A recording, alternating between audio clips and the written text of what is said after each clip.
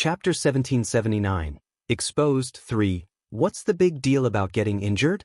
Which one of us isn't injured? The first elder said disapprovingly. However, the moment he said it, he regretted it. With that little girl's shrewdness, she wouldn't have heard anything, right? He was a little uneasy. He didn't mean to let it slip. Is that so? After hearing first elder's words, Lung Ruoxue narrowed her eyes and asked with a smile that was not a smile. Of course, it's nothing to get injured here. The great elder braced himself and said, but the master of the Ning family didn't dare to look at him at all. He could only look up at the ceiling, but in his heart, he was already cursing the great elder with dog blood. You could have said something else. Why did you have to talk about injuries? If he aroused Shui Er's suspicion, the two of them would be in trouble. He was so scared. So you've been injured too? After Lung Ruoxue finished speaking, she grabbed Master Ning's arm and examined it. Then she looked at First Elderess. After she was done, she didn't say a word and just stared at the two of them coldly. Under Lung Ruoxue's cold gaze, the Grand Elder and Master of the Ning family felt a chill. They felt extremely uneasy. This girl's gaze made them feel a mountain of pressure. They were about to break out in cold sweat. Wu Shuer made them so scared. All right, we're injured. After a long time, First Elder could no longer bear the pressure that Lung Ruoxue gave him and surrendered. Shuer girl, Shen Nuo is already thinking of a solution. You don't have to worry. This is just a small injury, it won't be a problem. Seeing that the great elder had admitted it, the master of the Ning family could only brace himself and comfort him. However, after hearing their conversation, Lung Ruoxue remained silent and continued to stare at them coldly. Uncle Long, on the other hand, was leisurely drinking his tea and watching the show. Shui, don't be like this. Can you say something? After a while, Master Ning couldn't take it anymore. Shui didn't say a word. This made him particularly nervous. His little heart was beating wildly. Wu Shui actually bullied him. What does Godfather want me to say? Lung Ruoxue smiled faintly, but the smile did not reach her eyes. Her voice was also a little cold, which made Master Ning and First Elder shiver. They knew that Shui was really angry. Whatever you say, just don't be like this. The First Elder said in fear. It seems like I shouldn't be the one to say anything. It should be you guys. Lung Ruoxue said nonchalantly. We shouldn't have hidden our injuries from you. We were just afraid that you would be worried. The master of the Ning family felt very wronged. He had lived for so long, but he had never been so humble before. However, even so, Shui Er's anger might not be appeased. You're injured, so there's no need to hide it from me. Now you're lying. This is pure deception, and I hate being deceived the most. So, please leave my room immediately. I don't want to see you. Lung Ruoxue said angrily. Shui, don't be like this. We know we were wrong. Master Ning said pitifully. His originally shrewd eyes were now misted with tears. However, Lung Ruoxue was unmoved. She stood up and entered the inner room. Seeing this, the evildoer had no choice but to personally send the two old men who wanted to continue acting pitiful out of the room. The two old men who were chased out continued to linger outside Lung Ruoxue's room, unwilling to leave easily. However, the tightly shut door would not open for them. In the room, Uncle Long chuckled and said, they're going to have a hard time this time. He deserves it. Who asked them to lie to Shui? The demon said without any sympathy. Not bad. We have to teach them a lesson. At this moment, Lung Ruoxue walked out from the inner chamber. There was no longer any trace of anger on her face. Shui, you're not angry. The two old men were scared to death. Uncle Long said, the secret realm is full of dangers. I've long been mentally prepared that they would be injured, so how could I really be angry with them? However, I've decided to teach them a good lesson this time. Let's see if they still dare to lie in the future. Lung Ruoxue laughed evilly. I don't mind teaching them a lesson, but their injuries can't be delayed any longer. They need to be treated as soon as possible. Uncle Long reminded. Don't worry, Uncle Long, I know what I'm doing. Lung Ruoxue promised. With that, She brought Uncle Long and the evildoer into the bracelet while she went straight into the purple bamboo house to refine healing elixirs for her godfather and the great elder. The next morning, Shin Nua, who had finished refining the elixir, immediately went to look for Lung Ruoxue and passed her a small jade bottle. Lung Ruoxue opened the jade bottle and took out a red pill to admire it. This pill was extremely beautiful. It was crystal clear like a red ruby bead. Furthermore, the pill's surface was glowing with a fiery red light, making it look exceptionally beautiful. Thanks, young Miss Lung. The fish scale petals you gave me were used to refine 15 fish scale pills. They are all here. Shin Nuo explained. You'll have to trouble President Shin. Lung Ruoxue nodded to express her gratitude. Miss Lung. Shin Nuo didn't know what to say because he had just met First Elder and Master Ning at the door of Lung Ruoxue's room, and he also knew that their injuries had been exposed. What made him a little conflicted was that the person who helped them to falsify the truth was himself, and now they wanted him to plead for them. How could he say it? Also, he was afraid that Lung Ruoxue would vent her anger on him. He was in a dilemma. Guild leader Shin, I know what you want to say. If you want to plead for them, there's no need to. Lung Ruoxue immediately blocked off the words that Shin Nuo had yet to say. She then continued, however, I have a small matter that I would like to ask President Shin for help with. Please speak, Miss Lung. Shin Nuo hurriedly said. Please pass these 2 pills to them on my behalf, President Shin. Tell them that you refined them. Lung Ruoxue handed over a jade bottle. All right. Shin Nuo took the jade bottle and curiously opened the bottle cap to take a look. Her eyes instantly widened. Inside the small jade bottle, there were 2 light green pills that were emitting the aura of grass. Spiritual energy was floating on the pills, and one could tell that they were of ordinary quality with a single look. This was a healing pill refined with dragon beard grass as the main ingredient.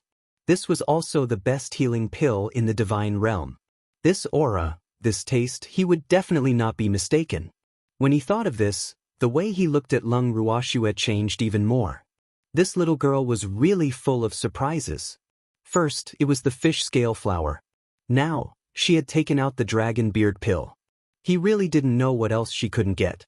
And with these 2 dragon whisker pills, the injuries of the Ning family's master and great elder would not be a problem. Young Miss Lung, I wonder if you still have this dragon whisker pill in your hands? Shin Nuo could not help but ask. Although he had long wanted to cure the injuries of Master Ning and the First Elder, he did not have the legendary dragon's beard grass.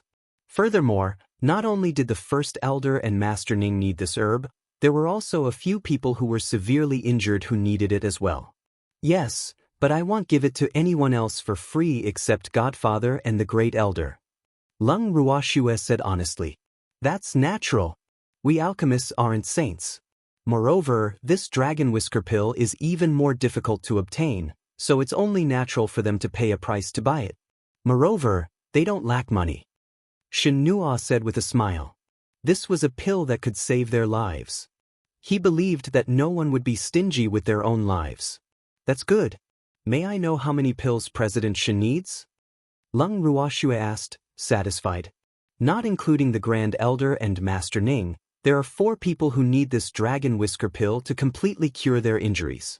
Give me 4. Shin Nuo said after thinking for a while. All right.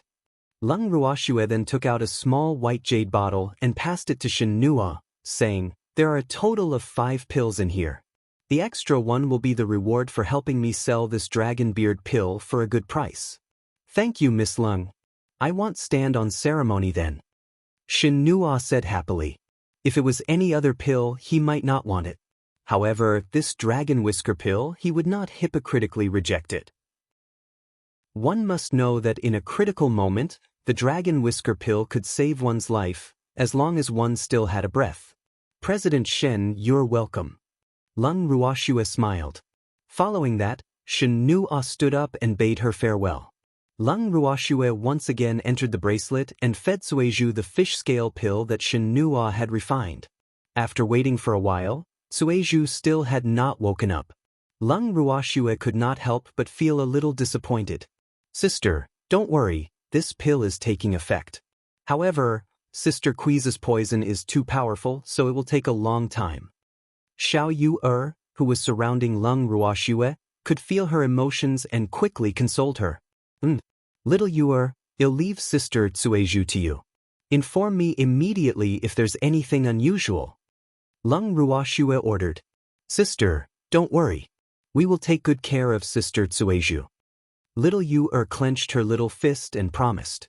Following that, Leng Ruoxue brought the evildoer and Uncle Long out of the bracelet and left the room. As soon as they went out, the master of the Ning family and the first elder immediately surrounded them and said, Little Shui, our injuries are no longer a problem. Shen Nua said that he has a way to concoct medicinal pills that can cure our injuries. So what? Leng Ruoxue said emotionlessly. She was extremely satisfied with Shen Nua's ability to do things. It seemed like Shen Nua was very clear about her intentions, so she did not immediately hand the dragon whisker pill over to them. Very good. This time, she must make them remember this lesson. Let's see if they dare to lie to her about such things again in the future. Chapter 1780, Instigating, 3. Oh. How much are you prepared to pay? Uncle Long asked directly. Uncle Long, feel free to state your price. The head of the Yao family wiped the cold sweat from his forehead and cursed in his heart. I've never heard of someone who loves money. If he didn't recognize that monster's phantom image, he would definitely think that this person was a fake. However, in the entire divine realm, those who dared to impersonate that person were probably not even born yet. Little girl, how much do you think we should ask for? After hearing the Yao family head's words, Uncle Long turned to look at Leng Ruoxue and asked. The Yao family is one of the 8 great divine domains, so the compensation they're paying must match their status. If they're too little, they won't be able to lift their heads in the divine realm. I think we'll just take 1/3 of the Yao family's assets. Leng Ruoxue furrowed her brows and pondered for a moment before replying. When Uncle Long heard Leng Ruoxue's words, he couldn't help but wipe away the cold sweat on his forehead. He thought to himself, this little girl is really ruthless. This time, the Yao family's brat would definitely die of heartache. However, with him around, that fellow would not dare to play any tricks. At the thought of this, Uncle Long smiled and said, Yao family's little brat, did you hear that? Just compensate according to what this junior has said. After the Yao family's head heard the words of these 2 people, he was so angry that he couldn't speak for a long time. This was really a lion's mouth. He wanted to take away 1/3 of the Yao family's assets all at once, and even said that it had to match the Yao family's status. This was clearly robbery. He felt indignant. However, when he thought of Uncle Long's strength and his status among the divine realm's magical beasts, he could only swallow his anger. Uncle Long, I'm willing to compensate you with 1/3 of the Yao family's assets. I beg you to forgive me and let go of the Yao family's juniors. The patriarch of the Yao family said pitifully. In fact, the reason why he agreed to compensate so much money was not only for the younger generation of the Yao family. It was mainly because of Uncle Long's identity and status. One should know that Uncle Long was one of the iconic experts in the divine world. Furthermore, he had lived for a long time and his strength was unfathomable. Therefore, he was really unwilling to offend Uncle Long because of his mistake. It would not do any good for the Yao family. Since you, this Yao family's little fellow, are so sensible, then I won't argue with them. You must strictly discipline these Yao family people. If they dare to provoke us again, don't blame me for being merciless. Also, Shui has already returned their accommodation fees. From tonight onwards, they can't enter the house anymore. You don't have any objections, do you? Uncle Long glared at him and continued. Uncle Long, our Yao family is willing to pay for all their expenses, so please give them another chance. The head of the Yao family begged for mercy. He knew that if the younger generation of the family were not allowed to enter the house, they would definitely not be able to live at night. Therefore, he could only lower his voice and beg the other party. What were you doing earlier? Uncle Long snorted coldly. I didn't expect that you would really drive him out. The head of the Yao family said with an embarrassed smile. They were confused. Uncle Long, please give them another chance. We can give them opportunities, but we have to double the money. Otherwise, if everyone learns from them, wouldn't it be a mess? Uncle Long said, leaving no room for discussion. Good. No problem. The Yao family head's heart was bleeding. Wu, if he had known this would happen, he wouldn't have done it. Why did they cause so much trouble? This was really a double loss. Just as the head of the Yao family was remorseful, Baby had already run to him happily. He stretched out his little paw and said with a smile, Yao family head, please pay. Seeing this, the head of the Yao family held his breath and almost passed out. How could he, the head of the Yao family, renege on a debt? Was there a need to collect money from him in such a hurry? In the end, he still handed over all the Yao family's expenses and the compensation to Uncle Long. The Yao family head is really rich. As soon as the money was in his hands, the baby couldn't help but sigh. Then, he ignored the Yao family head's darkened face and ran back to his lovely master's side with an excited face to present the treasure. Lung Ruoxue placed the money and the items that were used to pay for the treasures into the bracelet and handed it over to Qingju. Then, she smiled at the Yao family head and said, Yao family head, I welcome you to correct your mistakes. We're partners for the time being. Oomph. The head of the Yao family snorted coldly as a response to Lung Ruoxue. However, Lung Ruoxue didn't take it to heart, and the smile on her face became even more radiant. At this moment, the Wen family head transmitted his voice to the Yao family head with an unwilling expression. Yao family head, how could you agree to such a rude condition? Aren't you falling into their trap? Thanks, what else can we do? The head of the Yao clan helplessly replied. Who is Uncle Long? The head of the Wen family was a little bewildered. He knew very well that the head of the Yao family, who had been knocking on the door, had only lowered his voice and compromised for the sake of Uncle Long. I can only tell you that we can't afford to offend Uncle Long. The head of the Yao family said gloomily. He had long heard that Uncle Long didn't care about anything, but he didn't expect to meet him in the secret realm. Sigh. We can't afford to offend them? He's the same as us, a hierarch. Why can't we afford to offend him? The head of the Wen family said, unconvinced. In the entire divine world, other than the divine master, there should be no one they could not afford to offend, right? If you don't believe me, you can go and try. Don't expect me to help you. The head of the Yao family said bluntly. The Yao family had suffered a great loss in this trip to the mystic realm. Is Uncle Long really that terrifying? The Wen family head was still in doubt. Suddenly, there was a rumble in the distance. Boom! Everyone was shocked because they were all too familiar with this sound. Moreover, along with the rumbling sound, there were intermittent screams. These screams were from the people who were thrown out by the huge monster. We're finished. The monsters are coming, let's hide in the house. Someone shouted. The scene was in chaos. Many people were like ants on a hot pan, scurrying around. Calm down. Even the weakest among you are divine emperors, but now you've scared away some monsters that are weaker than you. Don't you feel ashamed? Lung Ruoxue looked at the disorganized crowd and said with a look of disdain. You said that you would ensure our safety. Are you going to break your promise? Another hostage asked. If you pay, it'll naturally guarantee your safety. However, I also need your cooperation. You have so many experts, do you expect a small god like me to destroy all the monsters? Do you think you're worthy of your status if you want to get something without putting in any effort? Lung Ruoxue mocked. Miss Lung is right. For the sake of our dignity, we can't back down. Everyone, let's fight those monsters to the death. One of the Ning family's leaders said. He even gave Lung Ruoxue a look. Before they left, their elder had instructed them very clearly to listen to Lung Ruoxue. Furthermore, they knew that Lung Ruoxue's flames could destroy these monsters. So, although they looked a little flustered on the surface, they were very calm in their hearts. Right? For our dignity. We can't hide anymore, we have to fight to the death with those monsters. Someone from the Chung clan also said. Looking at their impassioned expressions, the Wen family head said worriedly, all of you, calm down. Don't act rashly. How could those monsters be so easy to deal with? The most important thing now is to quickly enter the house to save our lives. Everyone, hurry up and go in." His words caused some of them to hesitate. Lung Ruoxue saw this and smiled. "Does the Wen family head want everyone to be cowards? If you're afraid, you can go in yourself.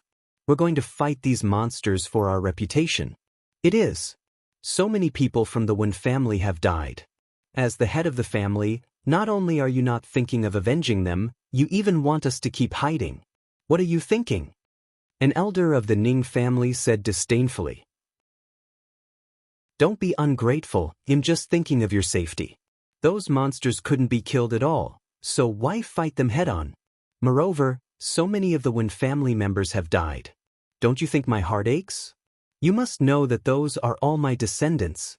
However, now is not the time to act on impulse. Before we have absolute confidence in dealing with those monsters, the best choice is to preserve our strength.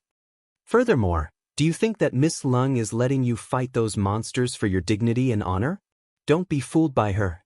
She has already taken the money and said that she will protect your safety, but she still instigates you to fight those monsters.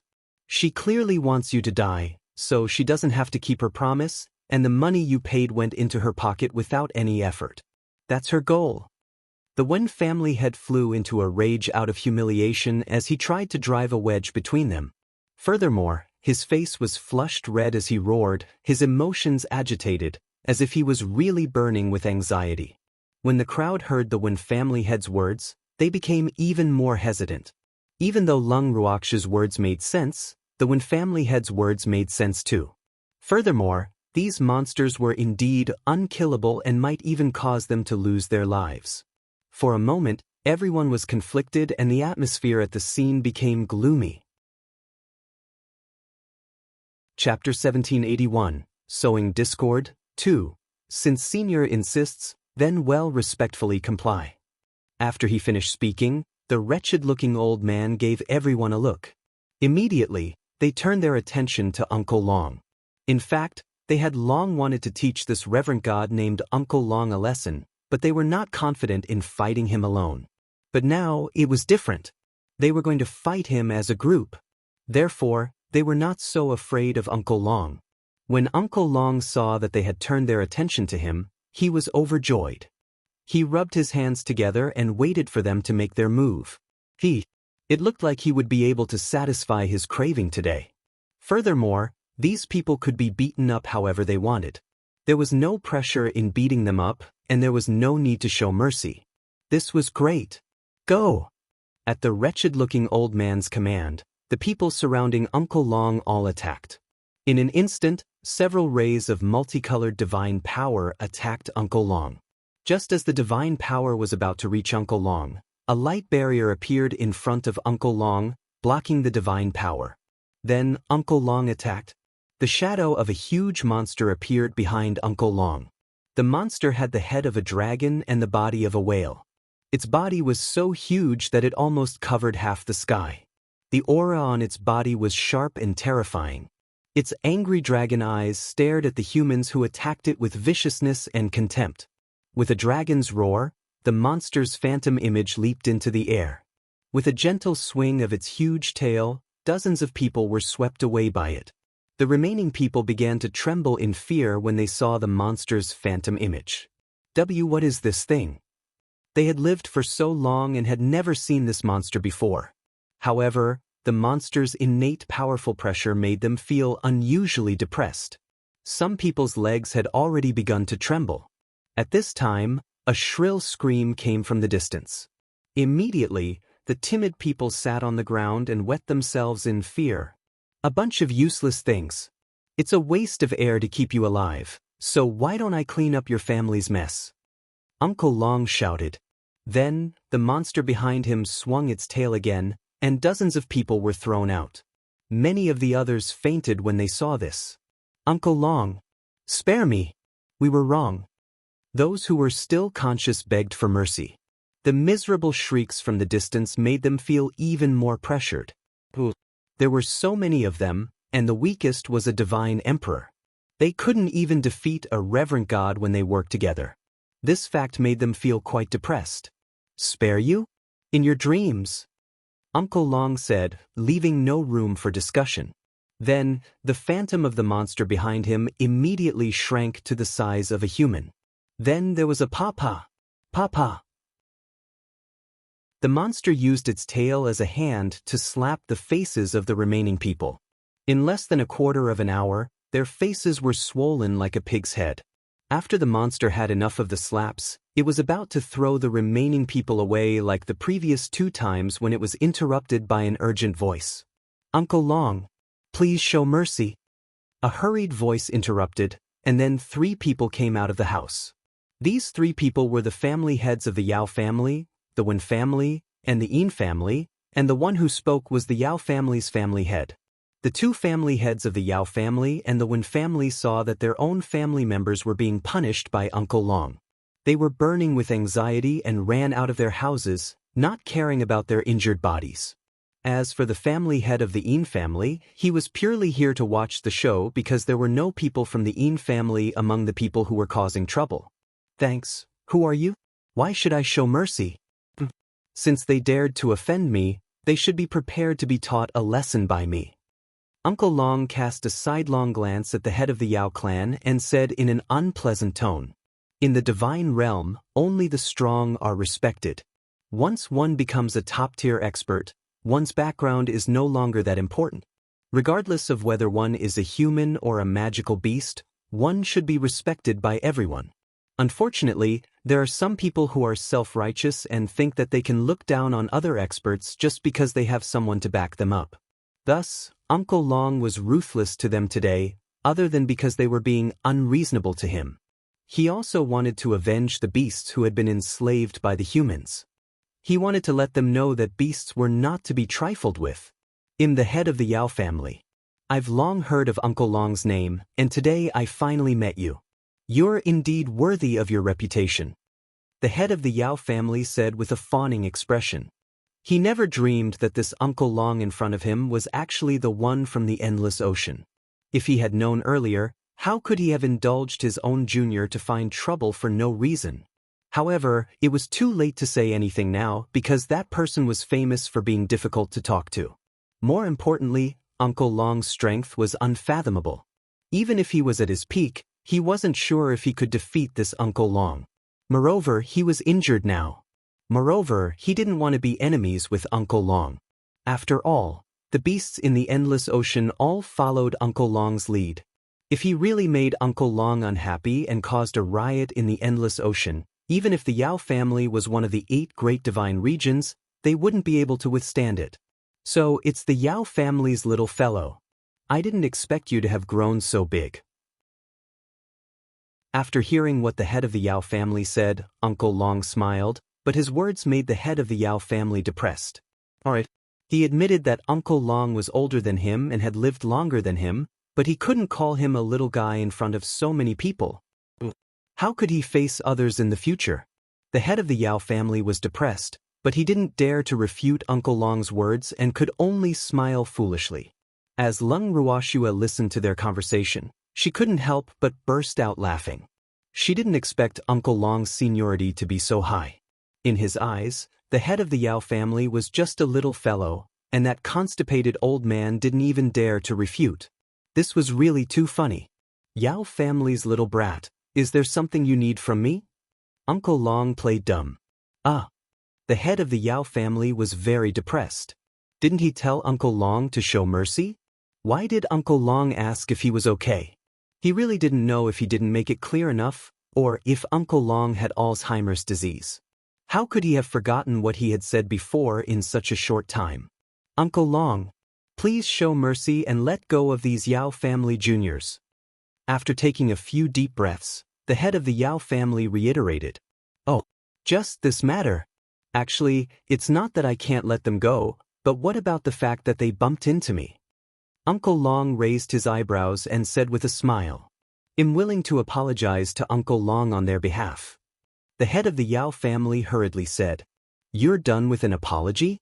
Uncle Long has lived for so long, but I've never been bullied like this by a human or a beast." Uncle Long said, feeling wronged, "Our Yao family is willing to compensate for Uncle Long's mental damage. We hope that you will forgive us and let these juniors go." The head of the Yao family made up his mind. He knew that he had to pay a huge price today, but fortunately, most of the remaining people were from the Yao family. Otherwise, he wouldn't have asked for mercy. Chapter 1782, Instigating 1. Lung Ruoxu's cold attitude caused the two of them to be at a complete loss. They looked at Lung Ruoxu nervously and pitifully said in unison, "Shui, oh, we know we were wrong. Don't be angry." After they finished speaking, the two of them lowered their heads like children who had done something wrong, not daring to look at Lung Ruoxu. Fortunately, there were no outsiders here. Otherwise, they would be shocked to see the two of them in this state. One must know that the two of them held a very important position in the firmament. However, in front of Lung Ruoxu, they could not display any dignity at all. The main reason for this was that they had a guilty conscience. "Oh really? Where did you go wrong?" Lung Ruoxu said with a half-smile. "We shouldn't have hidden our injuries from you. We shouldn't have lied." The two of them whispered, "Since you know, then accept your punishment." Lung Ruoxu said coldly, He still had to be punished?" They couldn't help but cry out in fear. They had already apologized, but this little girl still didn't plan on letting them go. They really had a bitter life. As the two of them reproached themselves, they couldn't help but steal glances at Lung Ruoxu with pitiful and aggrieved eyes. Unfortunately, Lung Ruoxu was completely unmoved. "It's fine if you don't want to be punished, but don't say you know me in the future." Seeing through their thoughts, Lung Ruoxu said directly, "We are willing to accept the punishment." When the two of them heard this, they quickly said, "Wu Shui actually bullied them and said that she won't acknowledge them in the future. How can this be? That's good. Don't appear in front of me for half a month. If there's anything, I'll send my baby to find you." Lung Ruoxu said after some thought. Her punishment for them was to give them the cold shoulder for half a month and see if they would remember. All right then. The two of them lowered their heads and tucked their tails between their legs as they walked away. "Shui, this punishment of yours is quite interesting. Is it useful to them?" Looking at their backs, Uncle Long was very curious. He didn't expect that Shui's punishment would be not seeing them. This was a punishment he had never heard of before. He just didn't know if it would be useful to them. "It's useful," Lung Ruoxu said with certainty. "Oh, they'll wait and see," Uncle Long said, as if he wished for the world to be in chaos. Then the three of them walked to the courtyard. At this time, the courtyard was already full of people. After seeing them, many of them had unkind expressions on their faces. "From today onwards, you will have to stay outside the house during the day. You can go out now." Lung Ruoxu stood in front of them and said straightforwardly. She had already asked the great elder to set up the entry and exit rites of the house. Hence, she now had partial control over the house. After everyone heard her words, they looked at each other and then began to walk out of the house. After those who took the initiative to go out had all left, the rest of the people in the courtyard did not want to go out. Lung Ruoxu saw that those people had no intention of going out. She didn't waste any more time with them and immediately moved them out. Then the three of them walked out as well. "Thanks, what right do you have to move us out of the house? We didn't say we were coming out." The moment Lung Ruoxu and the other two stepped out of the house, they were immediately surrounded by a group of people with aggressive auras. "I've made it very clear. You must stay outside the house during the day. However, you don't have to go in at night. We don't take in cowards who are idle." Lung Ruoxu said emotionlessly, "What do you mean by this? You've taken quite a lot of money from us, and now you want to drive us out after taking the money? What about the great elder? We're going to find the great elder to judge." Someone shouted, "The great elder won't care about this. I'm fully responsible for this house. As for the money you mentioned, they'll return it to you immediately." After Lung Ruoxu finished speaking, she moved the treasure out and indicated for it to return the money. Baby took out a list of names and waved its little paw. The premium crystal stones that it had prepared in its spatial ring flew to the front of these people. However, when they saw the crystal stones in front of them, none of them put them away. Instead, they glared at Lung Ruoxu with even more anger. Someone even questioned her, What's the meaning of this? I've already explained it very clearly, don't you understand? Well, return your accommodation fees, and in the future, your life and death have nothing to do with us. You're on your own now. Lung Ruoxue said coldly. How can I do that? When the people surrounding Lung Ruoxue and the other two saw that she was being serious, they instantly panicked. It was fine if they were not allowed to stay in the house during the day, but if they were to be driven out at night, would they still have a way out? Wasn't this forcing them onto the path of death? What's wrong? We are the owners of this house, and we have the right to decide who can live in it. Now, we have already returned the accommodation fees to you, so you're on your own. Lung Ruoxue said with a smile. You vicious woman, you're forcing us to die. No wonder people say that a woman's heart is the most vicious. How can your heart be so vicious? Someone said with hatred, his voice choked with sobs. Upon hearing this, the others looked at Lung Ruoxue with even more hostility. They even closed in on Lung Ruoxue in unison, planning to take the opportunity to strike and force her to commit the crime. However, Uncle Long was one step ahead and stood in front of Lung Ruoxue, blocking her way. He glared at her and said, What are you guys trying to do? Senior, please don't interfere in our business with this evil woman. One of the people who surrounded Lung Ruoxue said politely, There are so many of you bullying a girl and you won't let me interfere.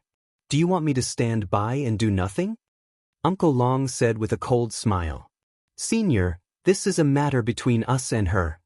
Someone pointed at Lung Ruoxue and said, Oh, but her business is my business, so there's no way I won't interfere. If you want to teach her a lesson, you'll have to get past me first. Uncle Long said stubbornly. At the same time, he released his pressure.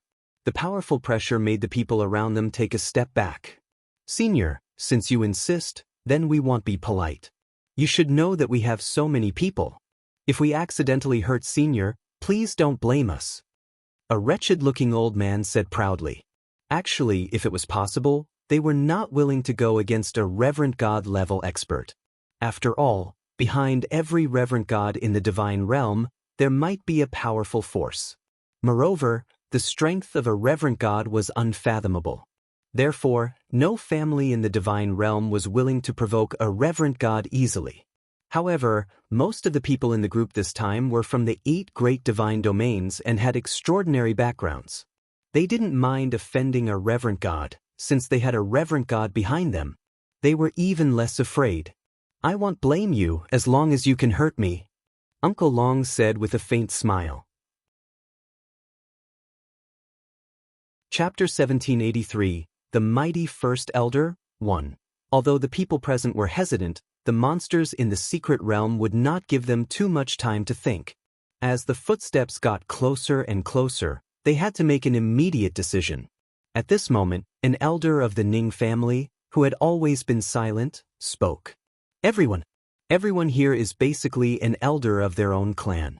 In the immortal realm, they can be considered to be people with a reputation and status. However, we are now scared out of our wits by these monsters.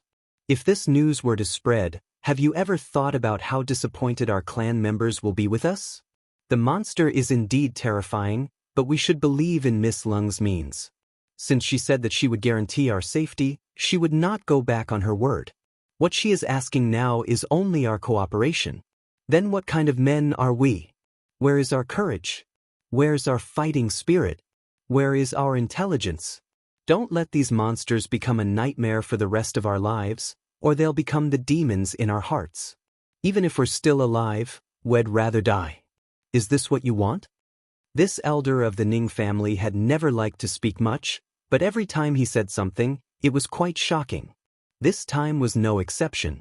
Hearing his words, everyone's mood turned from hesitation to shame. Soon, some people echoed the Ning family elder's words, and as the thunderous footsteps got closer and closer, everyone's fighting spirit was instantly ignited. The Ning family's elder is right. How can we face our clansmen if we're so timid? If they know that we're so scared of these monsters that we can only hide everywhere, they'll definitely be disappointed in us. So, we should fight these monsters to the death. Someone roared in excitement. Let's fight them. Kill them all. Someone in the crowd took the lead and shouted, "Right, let's fight them to the death."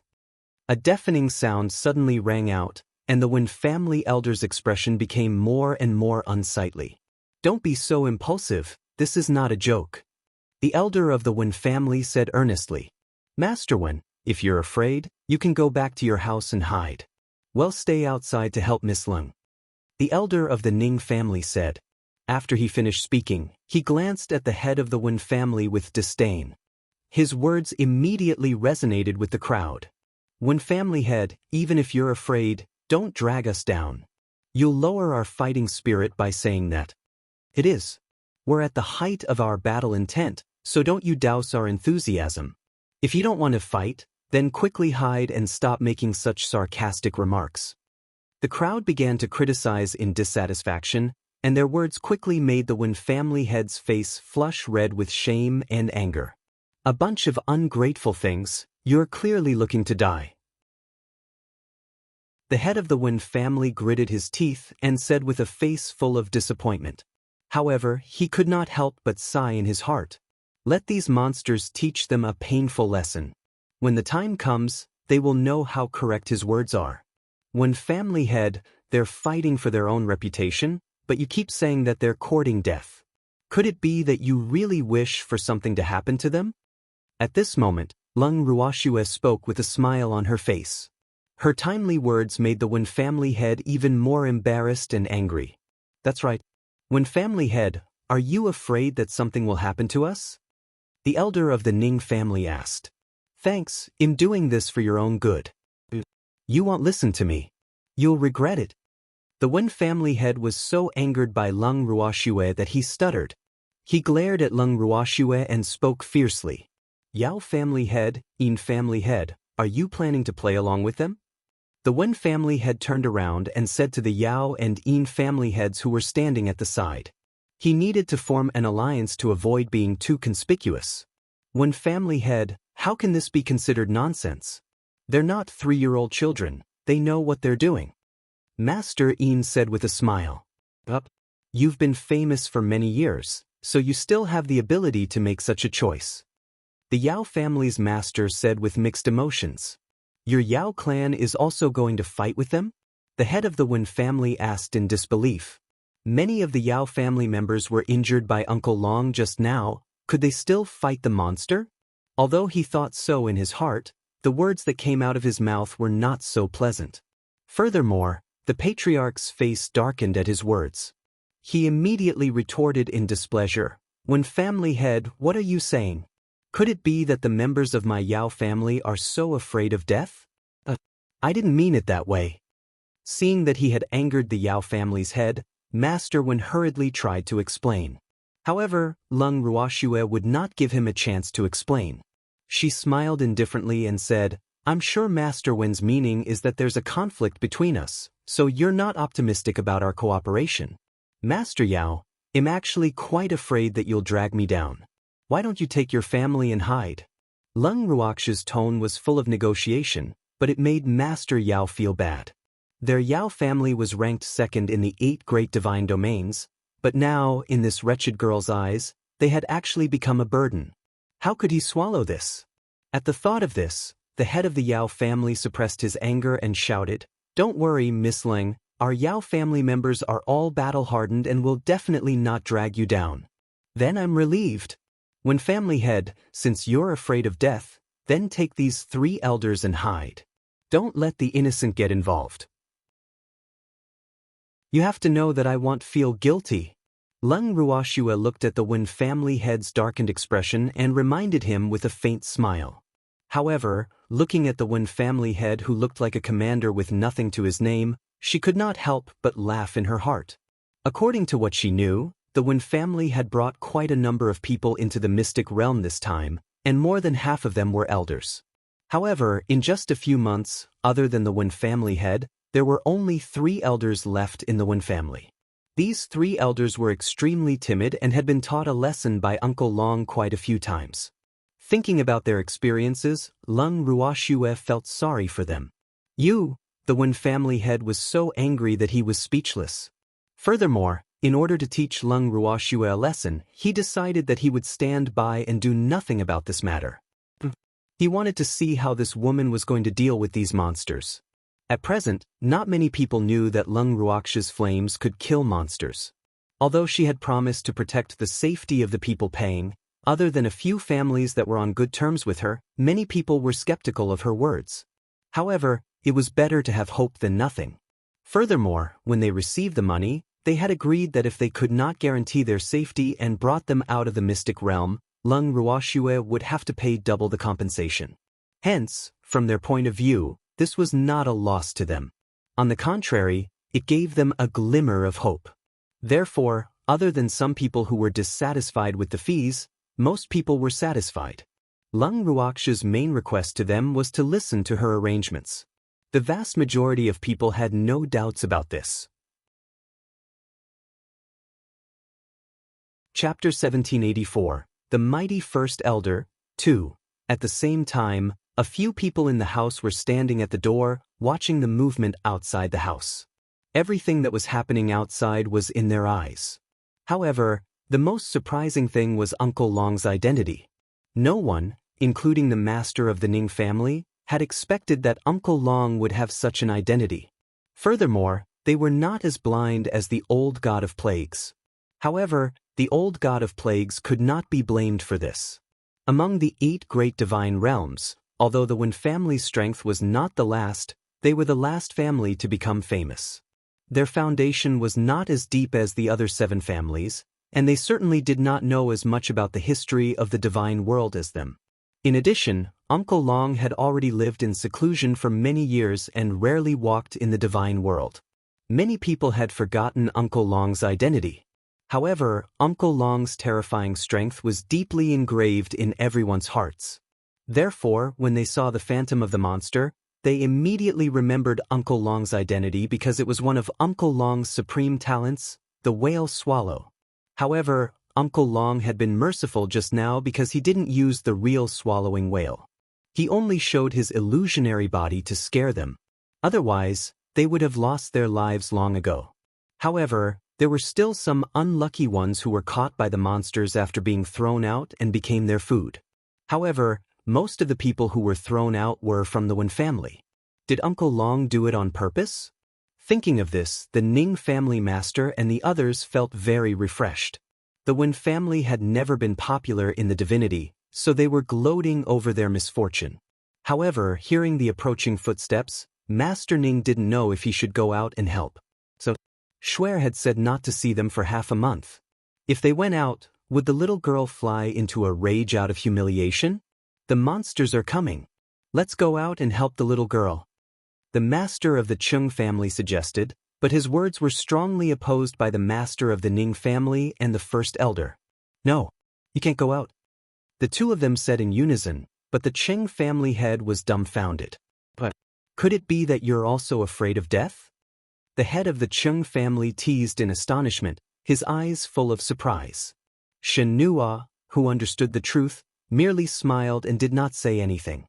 Seeing the aggrieved expressions of the head of the Ning family and first elder, he was already laughing inside. Am not that old god of plague, why would I be afraid of death? Hearing this, the master of the Ning family was furious. Wasn't this tarnishing his reputation? Everyone knew that he was not a person who was afraid of death. Then why can't we go out? The head of the Cheng family was confused. Shuer found out about our fraud and is punishing us. We can't appear in front of her for half a month, so we don't dare to go out. The master of the Ning family said with a look of throwing caution to the wind, but he was secretly lamenting in his heart. Laugh all you want. It would be best if he died from laughing. Sure enough, the head of the Chung family didn't let her down. He laughed happily and exaggeratedly. He laughed so hard that tears came out of his eyes. In the end, he laughed so hard that he sat on the ground and kept punching the ground. It's not that exaggerated. The great elder's face darkened as he said unhappily. If he could, he really wanted to chase this old thing out. He had finally caught a laughing stock. Ha, ha, it's too funny. We're finished. I can't control it anymore. Only that girl is your nemesis, able to make you all so obedient. I really admire her. Woo. She'll be my idol from now on. The head of the Chung clan laughed as he wiped his tears, while the first elder, who was glaring at him, was furious. Thanks, fuck. You stupid old man, it'll make you laugh. It'll let you go out and laugh as much as you want. The usually gentle and kind first elder was furious, and the consequences were very serious.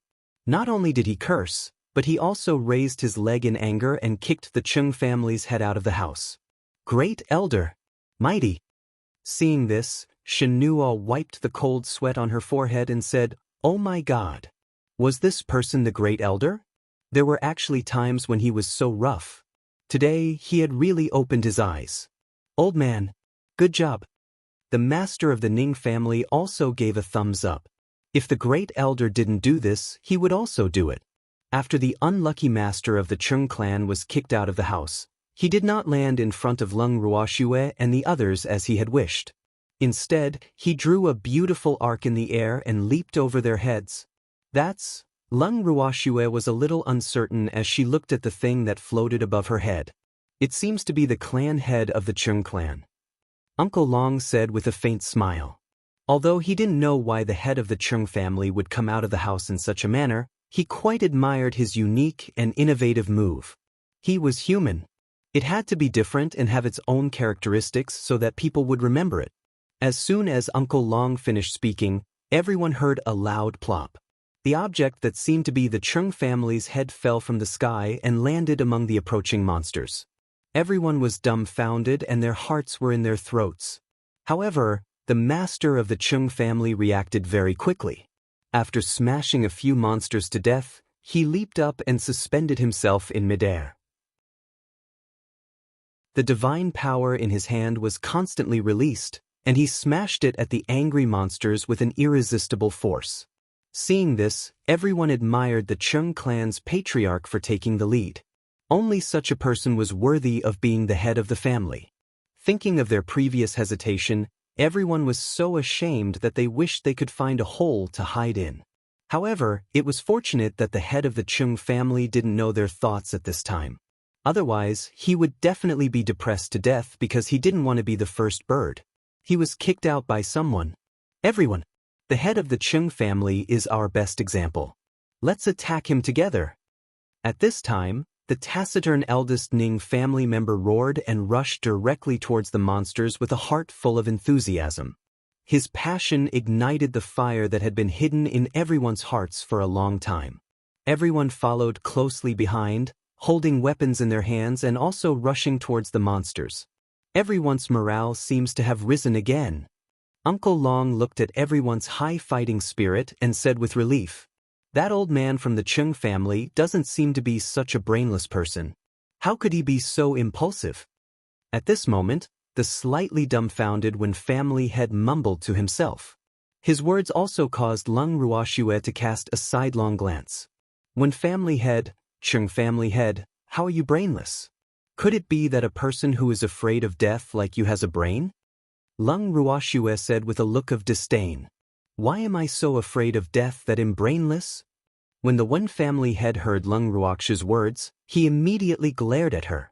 He was a reverent god after all, and now he was being called brainless by a mere god. How could he swallow this? However, just as he was about to act up, Leng Ruoxue's cold voice drifted over. Chapter 1785. The Mighty First Elder, 3. If you're not afraid of death, then go and fight those monsters.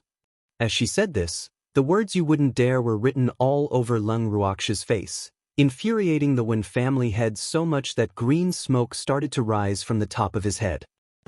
I won't fall for your trick, it's useless to goad me. Besides, I'm not afraid of death.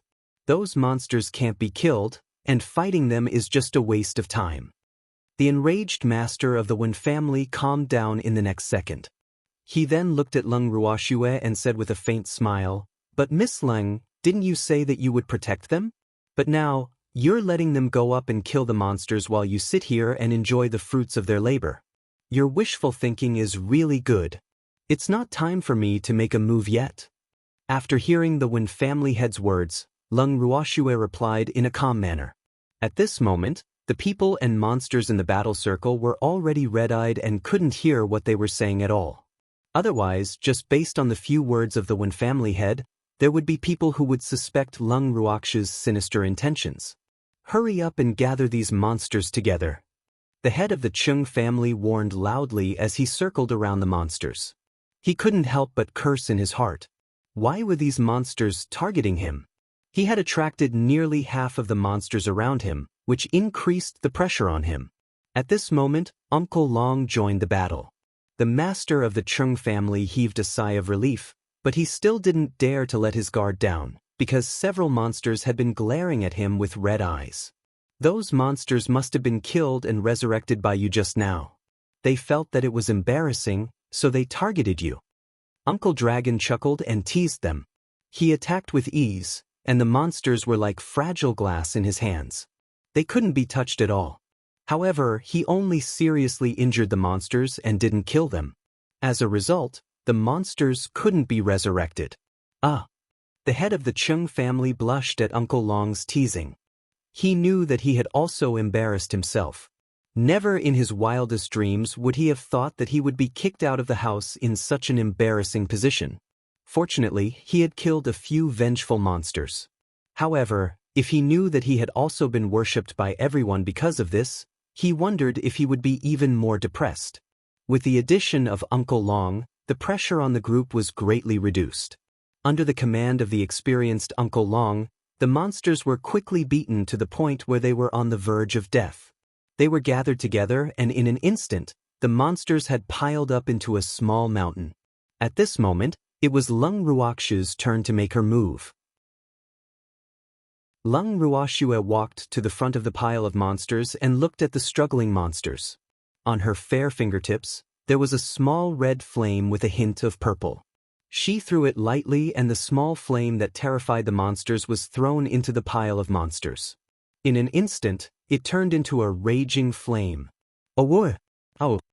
The monsters struggled for the last time and roared, their turbid eyes filled with anger and unwillingness. As the fire burned, the monsters' whimpers became softer and softer, until the mountain of monsters were all reduced to ashes. Everyone was dumbstruck by this scene. If they had not seen it with their own eyes, they would never have believed that flames could burn these monsters to death.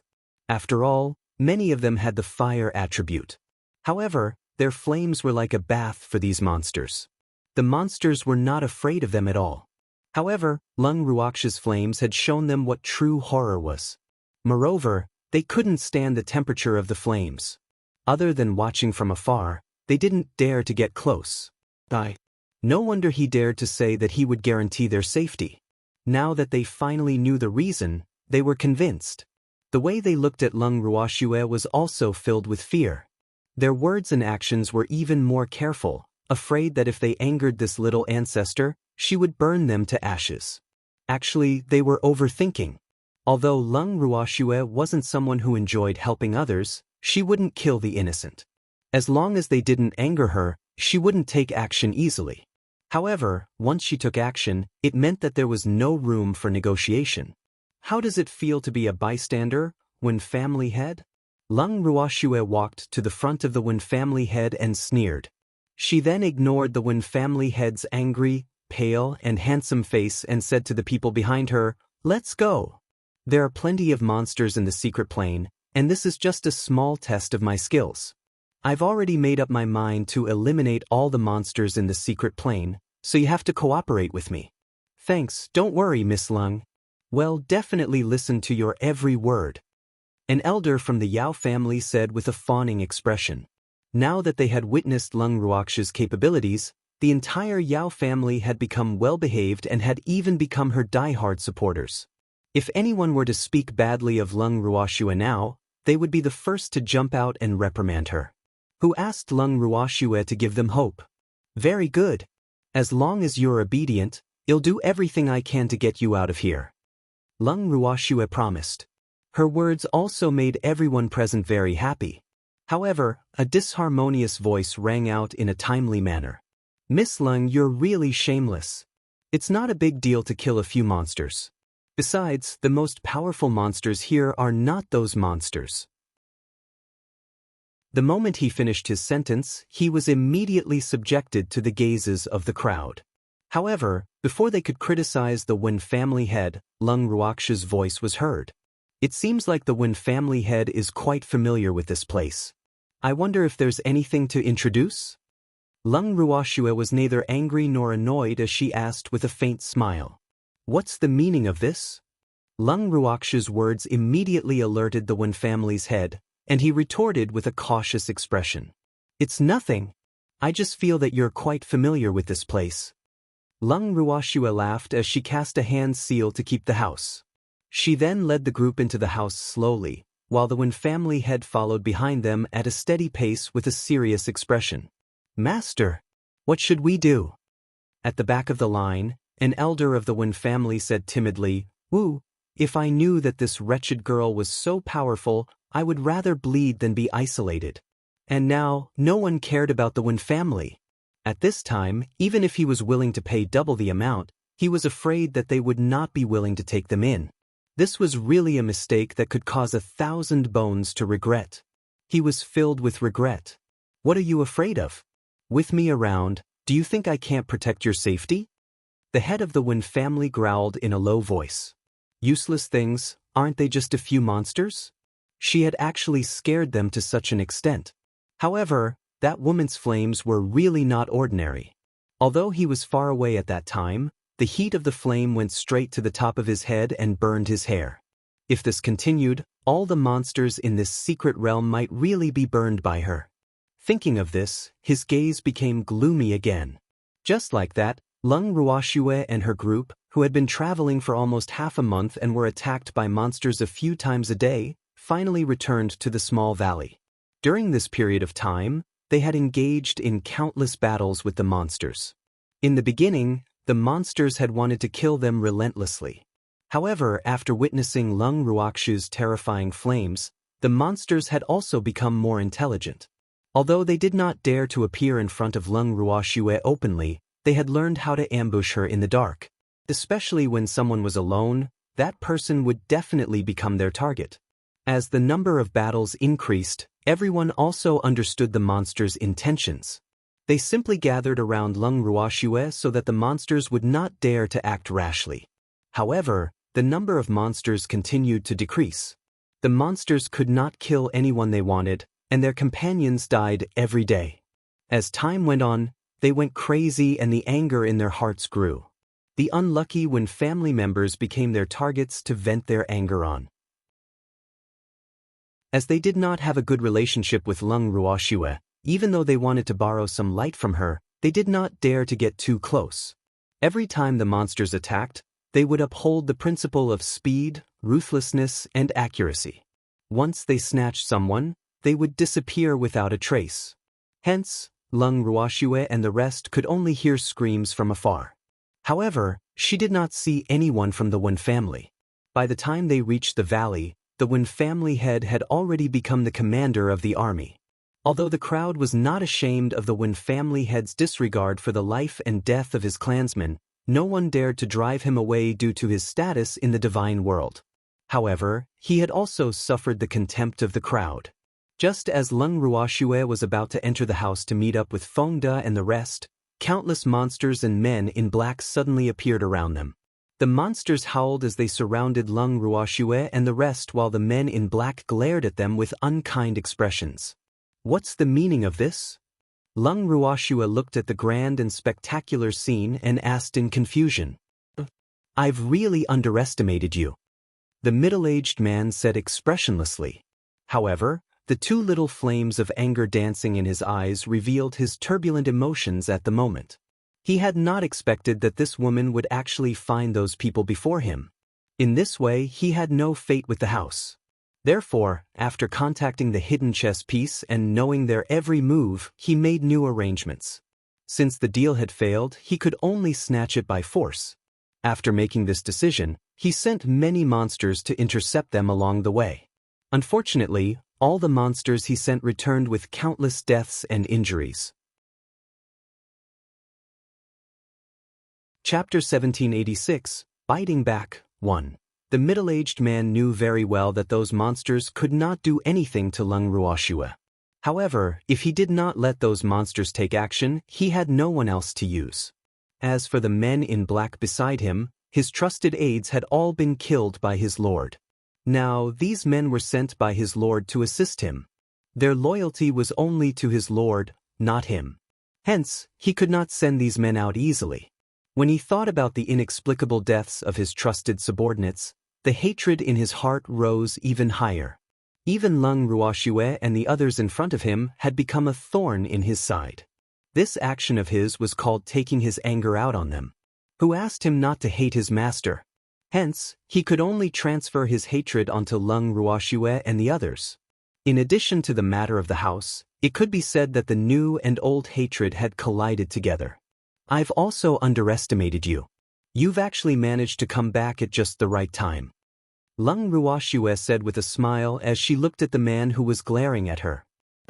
Everything in the secret plane is under my control. Isn't it a small matter to know when you will return? The middle-aged man sneered. It's a pity that you don't know when we left. Lung Ruoxue was in a good mood, so she didn't mind the middle-aged man exaggerating his abilities. The middle-aged man was exasperated. He really didn't know about this. If he had discovered any clues earlier, how could he have given them the chance to leave? Moreover, this woman had changed her appearance. He couldn't even sense her original aura. It seemed that there should be a high-level alchemist by her side. He guessed in his heart. What? Uncle, now that I've found the person, I think our deal can be called off. Lung Ruoxue said with a smile. All right, then let it be nullified. Originally, I was very sincere, but you didn't appreciate it. Since that's the case, don't blame me for being ruthless. The middle-aged man's eyes flashed with hostility as he spoke viciously. It seems that I've really angered Uncle Sai. I didn't want to. Lung Ruoxue's face revealed a helpless smile, and her tone carried a hint of resentment. Little girl, what kind of deal did you make? At this moment, the head of the Chung clan, who had been listening to their conversation, asked curiously. Although the others did not dare to ask, they all turned to look at Lung Ruoxue after hearing this. You guys?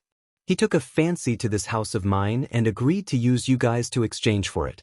However, I found you guys first, so our deal was not needed. This uncle became even more angry from embarrassment. Business didn't work out, but benevolence and righteousness still existed. However, Uncle clearly doesn't understand this logic. Lung Ruoxue sighed. Little girl, you've worked hard. The head of the Chung family quickly said. It's not hard. You've paid anyway. Lung Ruoxue said in a very realistic manner. Since she had already paid, it could be considered as a deal between them. As long as she brought them out of this place, the deal between them would be considered complete, and there would be no problem of who owing who a favor. Furthermore, she really did not want these people to owe her a favor. After all, these people were all famous figures in the divine world. If they really owed a favor to an unknown nobody like her, they would feel uncomfortable in their hearts. If they were a little petty, they might even. In short, she couldn't save some ingrates, so she would rather let them pay. The silver and the goods were settled, so no one owed anyone anything. The head of the Chung clan didn't know how to react. This little girl clearly didn't want to be too deeply involved with them. Forget it, he had originally wanted to use this opportunity to let her have a few more backers in the divine realm, but this girl was obviously not happy. In reality, he had guessed it right. Lung Ruoxue believed that it was better to rely on herself than on others. Unless she was forced to, she would never be willing to cause trouble for others. It was also because they knew her personality that Master Ning and First Elder doted on her so much. After all, their status was obvious. Naturally, they would not show their concern easily. One must know that any slight movement between the two of them would attract countless people's attention, even though the two of them had been extremely low-key. Thanks, and if someone found out that Lung Ruoxue was their precious, then naturally, there would be people who would have ideas about her. This was something they didn't want to see. Hence, in front of outsiders, there weren't many who knew about their relationship with Lung Ruoxue. However, after this incident, Their relationship with Lung Ruoxue would probably not be able to be concealed. Lung Ruoxue glanced at the frustrated master of the Chung family, then turned her beautiful eyes to the middle-aged man. She smiled and said, "Uncle, what do you want?" "Fuck? What did he mean by what did he want?" The middle-aged man muttered angrily to himself. His burning eyes were like a venomous snake as he stared at Lung Ruoxue. However, Lung Ruoxue was extremely calm. This fact made the middle-aged man extremely surprised. This wretched girl was actually not afraid of him. This made him depressed. "Uncle, you should say something. We've been on the road for a long time and are tired. Tell us so that we can go back to our rooms and rest early." Seeing that the middle-aged man was silent, Lung Ruoxue could only urge him. "You still want to rest? In your dreams?" He had not had a good rest recently. The middle-aged man frowned and said nothing. "Uncle, your temper can really make people anxious to death. Can't you just be quick?" Seeing that the middle-aged man had yet to respond, Lung Ruoxue spoke again. Her face was filled with an expression of disappointment. "You wretched girl, I'm going to kill you." After a long while, the middle-aged man finally couldn't take it anymore and spoke fiercely. "Kill us? Uncle, you don't want this house anymore?" Lung Ruoxue asked curiously. "After I kill you, your house will still belong to me," the middle-aged man said confidently. "However, everyone in the secret realm is here now. If you kill us, you won't be able to find blood to feed the flower in your secret chamber. When your master blames you, I'm afraid your subordinates will become its food again." Lung Ruoxue reminded him in a light tone. After hearing Lung Ruoxue's words, everyone present was confused. What flowers in the secret chamber? Does it need to be fed with blood? That was definitely not a good thing, everyone knew that. After the middle-aged man heard Lung Ruoxue's words, he was even more shocked. How did this wretched girl know about this? If someone were to say that Lung Ruoxue had entered the secret chamber, he would definitely not believe it. That was because they had been discussing the deal at that time and Lung Ruoxue had not been able to attend to many things at once. However, he could not understand how this wretched girl could be so clear about the things in the secret chamber. Thinking of this, the middle-aged man pretended to be calm and said, "How do you know about this?" He had to get to the bottom of this matter. After all, this concerned his life and death, as well as his position in front of his lord in the future. "Does it matter how I know?"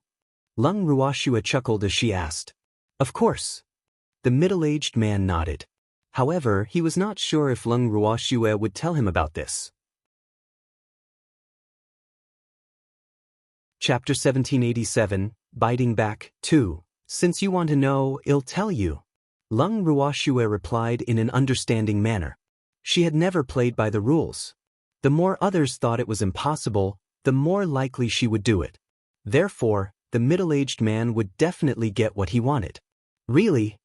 The middle-aged man could not help but widen his eyes. What did he just hear? Was this woman trying to scare him?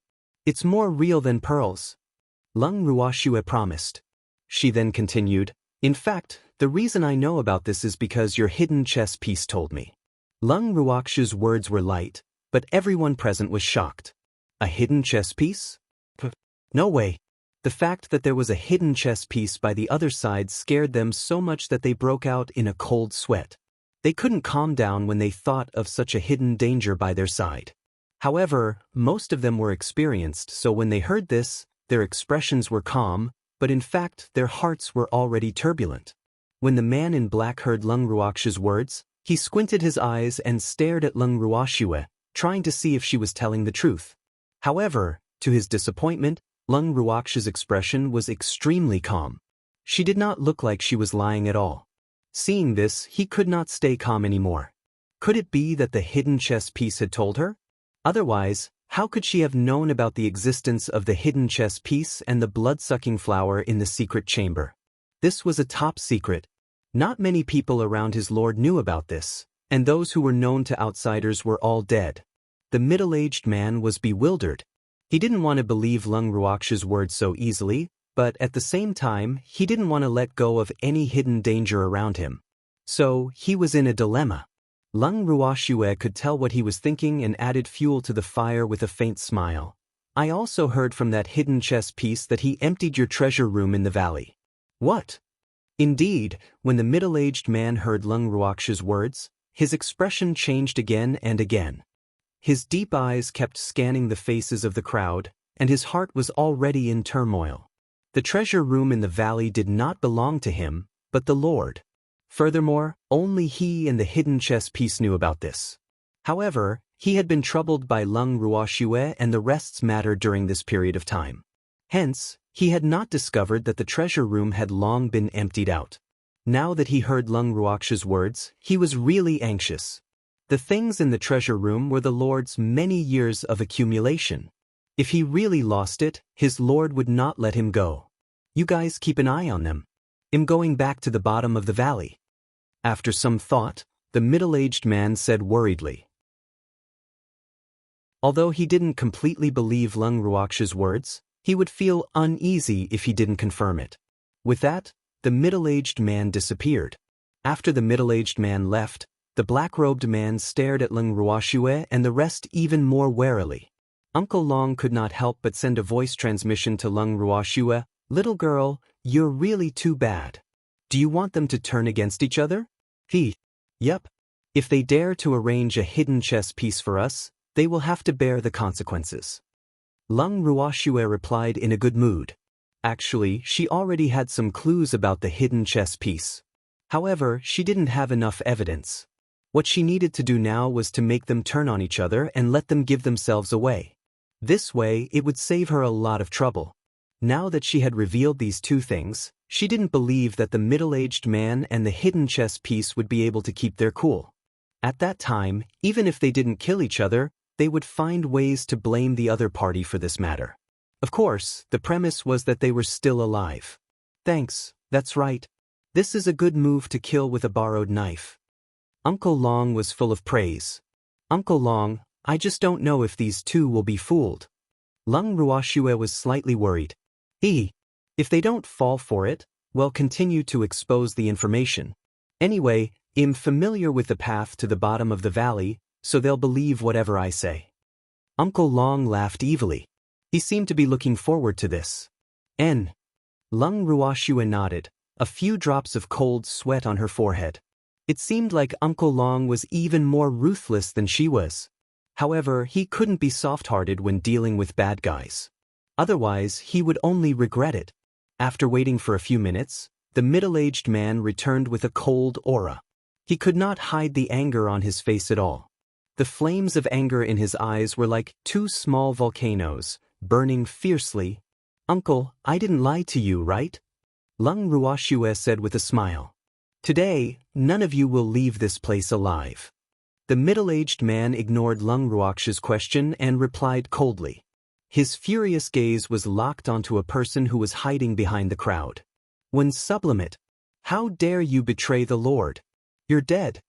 Then, the middle-aged man shouted and instantly attracted everyone's attention.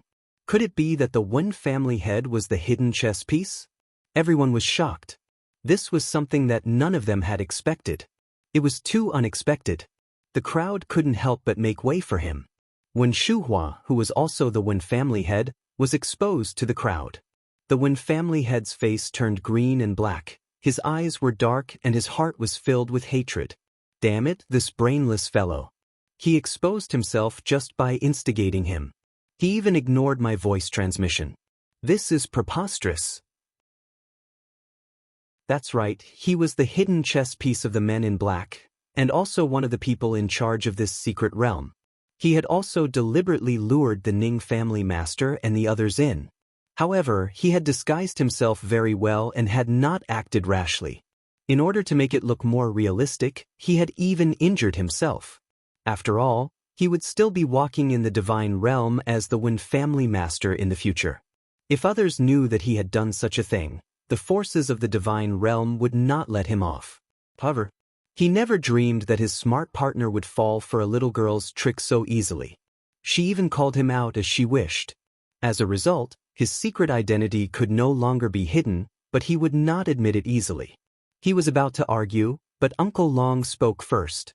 Wen family head, it's a wise decision for you to forsake the dark and join the light. Don't be afraid of him. With me around, he can't hurt you. Uncle Long said confidently. Then, Uncle Long continued to narrate the great achievements of the Wen family. Everyone, you may not know this, but the head of the Wen family was once their hidden chess piece. However, he has now forsaken the dark side and joined the light. He has also told us many secrets of this secret realm. This is the base of the Men in Black. The map of the underground base in the valley has been drawn by the Wen family head for us. Although he has the treasures in the treasure room all to himself, we can't be greedy and insatiable. We have to let him get some benefits. Therefore, let's not be too calculative about this matter. After all, as long as we can leave this place, it's better than anything else. Chapter 1788, Biting Back, 3. As soon as Uncle Long finished speaking, the Cheng family's master's voice rang out. I fully support Uncle Long's words. After all, it's not easy for the old god of plagues. Although he lied to us, now that he knows how to turn over a new leaf, we have to give him a chance to redeem himself. Well, let him kill this middle-aged man later. Does anyone have any objections? After the head of the Cheng family finished speaking, he even gave Uncle Long a tacit look. However, what made the head of the Cheng family angry was that the old god of plagues had actually done such an outrageous thing. He clearly wanted to disregard the safety of the 8 great divine regions. Usually he would deduct points, scheme a little, and be a little annoying. These were not considered big issues. However, now he wanted to put the 8 great divine domains and a few great guilds to death. He believed that the various powers in the divine realm would definitely not let him off. Although he didn't like the old god of plagues, they had known each other for so many years. He really didn't expect that the old god of plagues would be a hidden chess piece for this mysterious force. After all, the old god of plagues was a supreme god, and his actions were definitely a disgrace to the reverend god. Clan head Cheng's idea isn't bad. Let's have him deal with this black-clothed man in a while. At this moment, the head of the Yao family, who had been watching the show for a long time, also spoke up. His deep eyes looked at the head of the Wen family in an extremely unfriendly manner, and the anger in his heart could not be expressed in words. The Yao family had suffered heavy losses in this trip to the secret realm. Whether it was people or money, they had suffered a great loss. He did not expect that all of this was caused by the old god of plagues. This fact made him more and more angry. In the 8 divine regions, he had always been close to the old god of plagues. Although the relationship between the two could not be said to be very close, they had schemed against each other. However, the two families had cooperated quite a lot. Moreover, they were both less popular among the 8 divine regions. Therefore, the two families could be regarded as comrades in the same trench. However, he did not expect that the damn god of plagues had even deceived him. He even caused the death of many elders of the Yao family. How preposterous! He would definitely settle this score with the old god of plagues. Yao family head, I know the relationship between your two families has always been good. I think you should help the old god of plagues later. Don't let this black-clothed man escape. The head of the Cheng family suggested with a smile. Who has a good relationship with him? Our relationship is just average. The head of the Yao family hurriedly clarified to avoid any misunderstandings from the people present, because he had already felt quite a few strange gazes. AI. Yao family head, I know that the old god of plagues was wrong in this matter, but you don't have to be so eager to cut off all ties with him. We all understand, we won't force you two to be together. The patriarch of the Cheng clan said in understanding, his clear eyes filled with disappointment. When everyone present heard the patriarch of the Cheng family's words, they all fell into deep thought. Master Cheng, the old ancestor, is right. We're not familiar with the Wen family. This is a well-known fact. An elder of the Yao family said, since you have to put it this way, then fine. They'll just treat it as you're not familiar with each other. The head of the Cheng family said helplessly, but his words made the Yao family even more depressed. Hearing Master Cheng's words, Leng Ruoxue laughed secretly in her heart. Her beautiful eyes were also secretly observing the crowd's reaction. She saw that everyone was looking at Master One with disdain, And that old man's face was even darker than the bottom of a pot. That's right, Uncle Long. The Chung family head and the Yao family head continued to speak, not giving the Wen family head a chance to refute at all. He was probably already exploding with anger in his heart, but it would be better if he died from anger too. It would save them a lot of trouble if that middle-aged uncle died from anger too. As Lung Ruoxu's thoughts ran wild, Master Wen finally got the chance to speak. Don't believe him, I'm not a hidden chess piece. He's clearly trying to sow discord. However, no one present believed his words and they all looked at him with judgmental eyes. After all, if he was not a hidden chess piece, why would the man in black have his eyes on him? There were so many people, why didn't the other party just randomly accuse others? Thanks, moreover, the people present were no fools. How could they not see that this was clearly the Wen family head's attempt to cover up? Hence, the more he wanted to clear his name, the less people would believe his innocence. Me? What a joke. I'm telling the truth. Since you dare to betray the Lord, you should think about how to bear the anger of the Lord. Her Highness will never let you go. The middle-aged man said ruthlessly. Then he waved his hand and the men in black immediately brought 3 people out of the valley. As soon as the 3 of them saw the Wen family head, they immediately shouted, "Master, save me. They're going to kill us." They were the 3 elders of the Wen family who had been captured by the monster. After seeing them, everyone understood that the people who were thought to be dead were actually alive and well. Moreover, the clothes on them were obviously new and their faces were ruddy. It was clear that they had been taken good care of these few days. In this way, it also confirmed the identity of the Wen family's master as a hidden chess piece. Wen family head, do you know these 3 people? You asked me to take good care of them. I didn't let you down, did I? I've been raising them until they're white and chubby.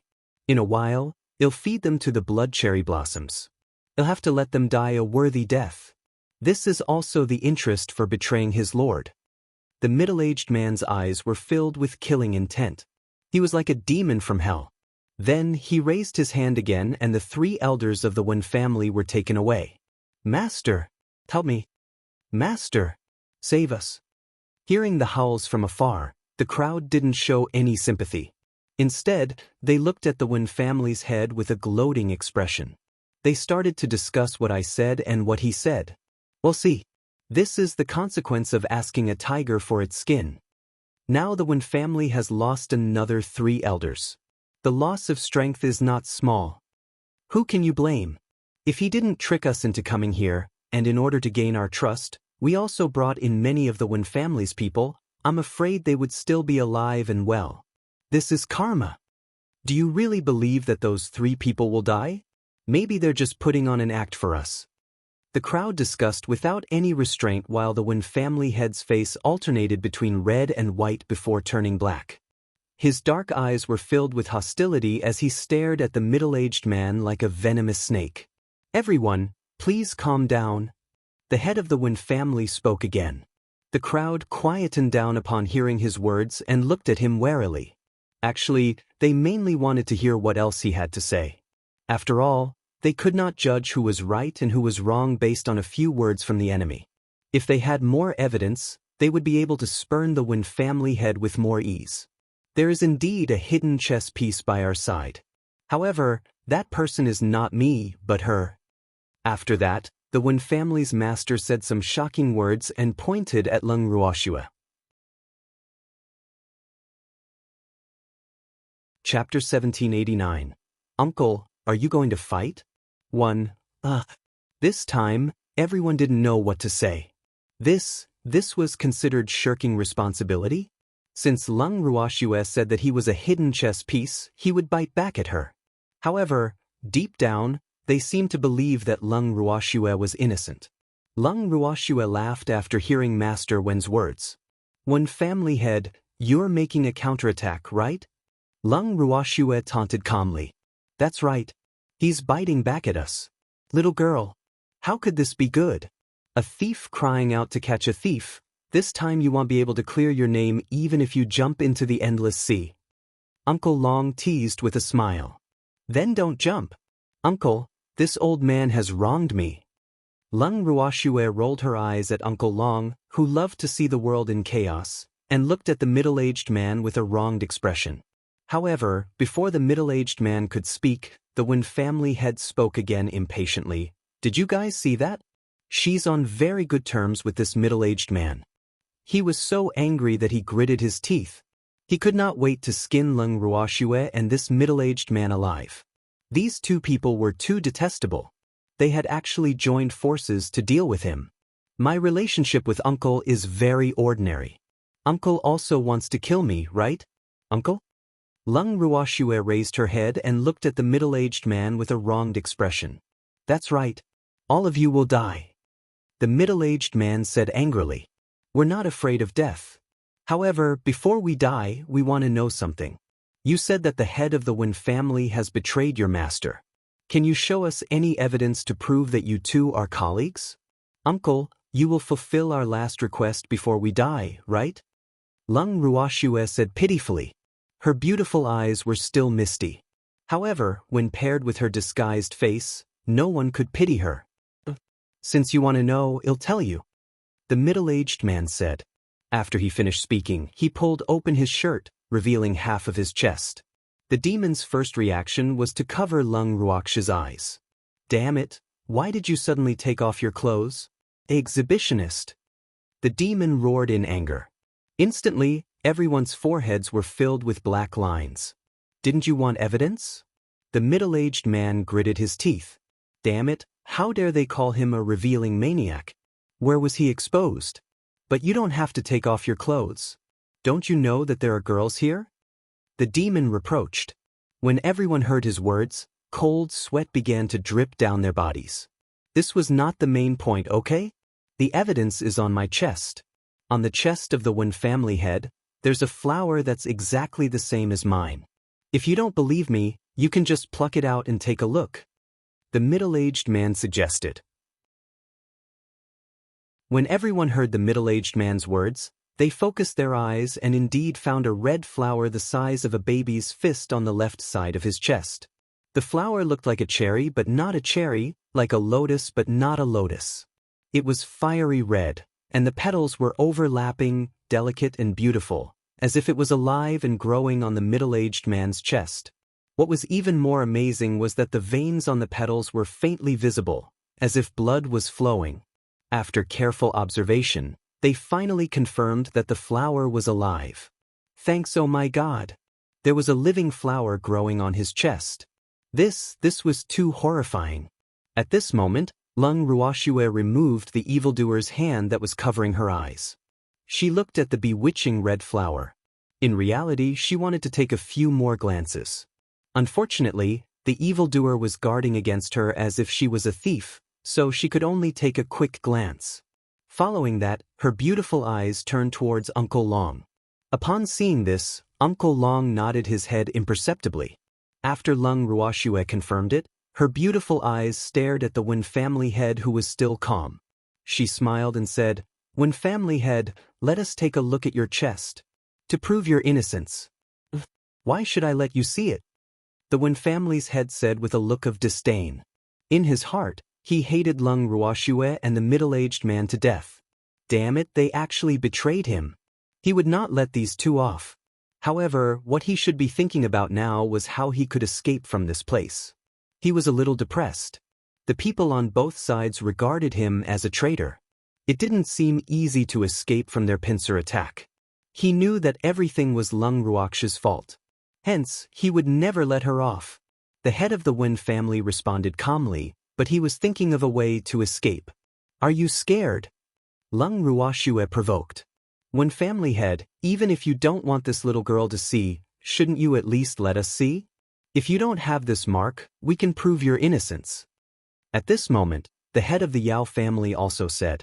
His shrewd eyes were like those of a venomous snake as he stared at the Wen family head, afraid that he would make any strange moves. After all, they both knew each other very well. Good.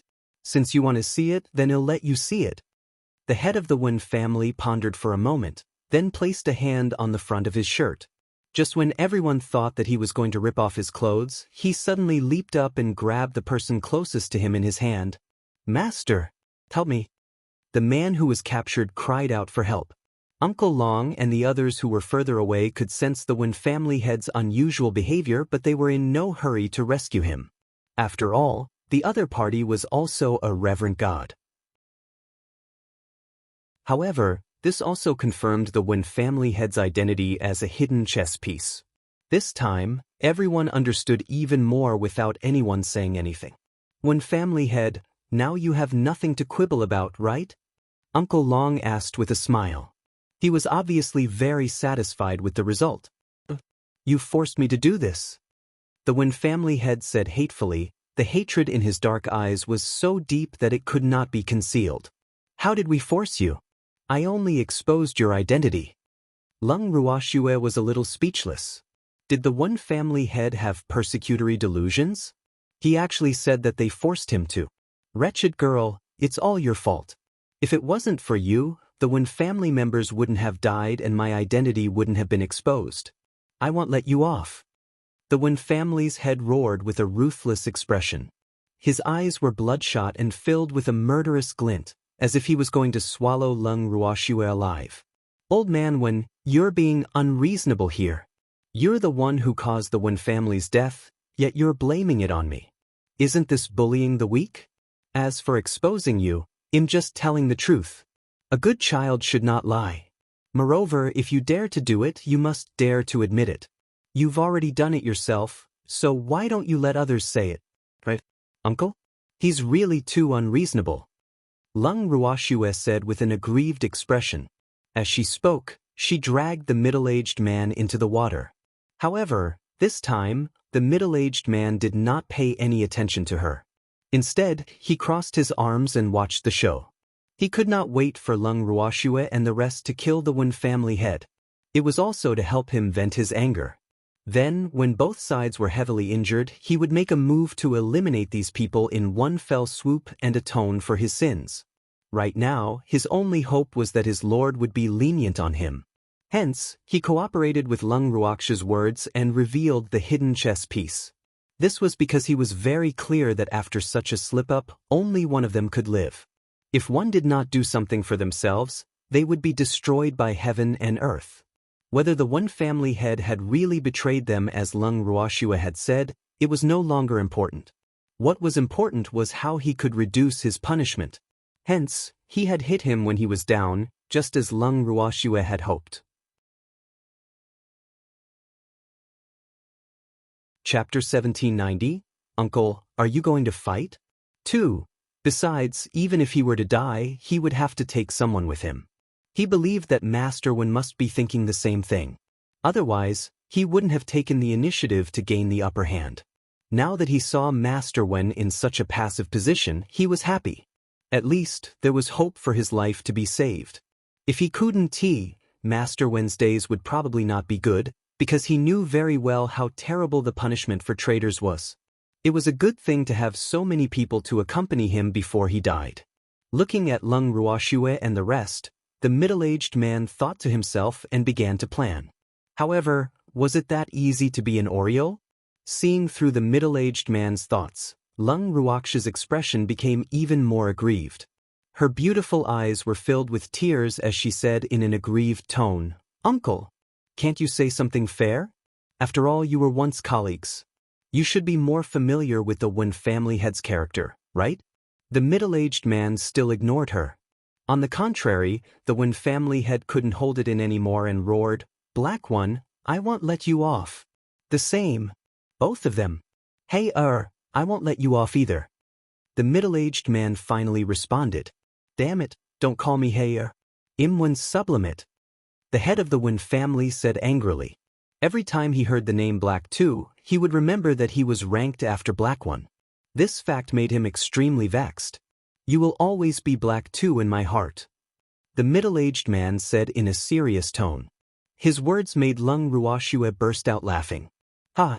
Uncle, you're so cute. Your words are so affectionate, I'm almost touched by you," Lung Ruoxue said with a face full of admiration. When the crowd heard Lung Ruoxue's words, they all laughed without restraint. "Ha! It seems like there's something going on between them." Uncle Long laughed. "This is a must. The old god of plagues has always liked both men and women. The head of the Chung family chimed in with a smile. Their echoing of each other made the crowd laugh even more heartily. Meanwhile, the middle-aged man and the head of the Wen family were so angry that their faces turned ashen, and they seemed to be on the verge of losing control. Damn it! All of you, shut up. Otherwise, you'll regret it. The middle-aged man bellowed in rage. His gaze was like a sharp sword as it shot towards Lung Ruoxue. This damned girl. It was all her fault. He would never let her off. If you're talking nonsense, I'll kill him. The head of the Wen family also placed the sword in his hand across the neck of the hostage in his hand and threatened with a dark face. Don't kill me. The clan head. Help me. Hearing this, the hostage was scared and quickly asked for help. Uncle, Wen family head, your hearts are so united. You even threatened us one after the other. Have you discussed this beforehand? Lung Ruoxue smiled, her face filled with curiosity. Thanks, who discussed it with him? The two men's faces were black as they said in unison, but the moment they said it, they regretted it so much that they wanted to bite off their tongues. Was this a cover-up? In addition to the sure-enough expression on everyone's faces, the anger in their hearts burned even more exuberantly. They really wanted to kill someone now. At the thought of this, the head of the Wen family unconsciously tightened his grip on the sword in his hand. The sharp blade easily cut open the hostage's neck and blood flowed down the tip of the sword. Seeing this, the hostage cried out again, "Master! Help me!" The crowd looked at the hostage and then at the head of the Yao family, but no one expressed their opinion. Seeing this, Lung Ruoxue opened her mouth helplessly. "Wen family head, what are you trying to do? Are you using this man to threaten us?" "You're right. You'd better make way for me or I'll kill him," the Wen family head said after some thought. He thought about it and felt that it was better to leave this place first. Otherwise, with these people around, he was afraid that he would lose his life. Moreover, he was very clear that neither side would let him off now. All of this was naturally because of this wretched girl. However, it was never too late for a gentleman to take revenge. He would wait until he left this place first and make some arrangements before he came back to take revenge on these people. In short, he would not let anyone here go. "I'll open up a path for you so that you can have a chance to escape and then come back to take revenge on us, right? Do you think we'll let the tiger return to the mountain?" Lung Ruoxue said with a half-smile. "You don't have a choice. Move aside or I'll kill him." The head of the Wen family said proudly. "If you want to kill, then kill. He's not anyone to me." Lung Ruoxue said emotionlessly. She was a little speechless. This hostage belonged to the Yao family. Would it be useful to use the Yao family to threaten so many of them? Let's not talk about how unwise it was to let go of the Wen family head. Let's talk about the hostage in his hands. Most of the people present didn't like the Yao family, and now was a critical time, so there must be some sacrifices. If she let the tiger return to the mountain, she was afraid that there would be endless trouble in the future. Therefore, she believed that no one present would be willing to let go of the Wen family head, this vindictive villain. Otherwise, he would be asking for trouble. Therefore, even if the Yao family head wanted to save his descendants, he would probably be powerless. After all, he would not make so many forces his enemy just for one family member. "Yao family head, don't you feel any heartache?" When the Wen family head heard Lung Ruoxue's words, he immediately turned to look at the Yao family head, a smug look flashing across his face. "Wen family head, if you dare to hurt a single hair on his head, I will make your Wen family die with him. However, don't think that we'll let you go. You have two choices now. One is to surrender, and we might let you live. The other is that if you continue to resist, we'll kill you." The head of the Yao family said coldly. Although he really wanted to save his descendants, he also knew that he couldn't let this old plague go. Otherwise, he would bring endless trouble to his family. It would be best if he could save this descendant, but if he couldn't, he would take good care of this descendant. In fact, the reason why the head of the Yao family made such a decision was that he had no choice but to recognize the situation. After all, the Yao family was now alone. If he insisted on releasing the old god of plagues, He was afraid that it would cause public anger. Therefore, he could only choose to give up on his descendant, hoping that his sacrifice would be worth it and that the people present would be grateful. However, his wish was good, but he was destined to be disappointed. Because no matter what decision he made, no one present would be grateful to him.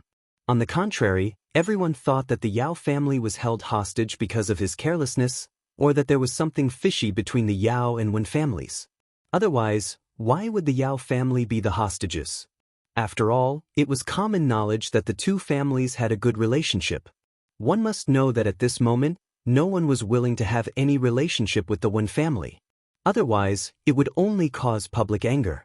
Moreover, after such an incident happened, everyone's suspicion had increased.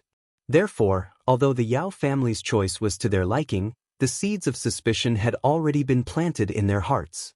Therefore, when they saw the Yao family, they couldn't help but let their imagination run wild. It was impossible to make them grateful for the Yao family's sacrifice.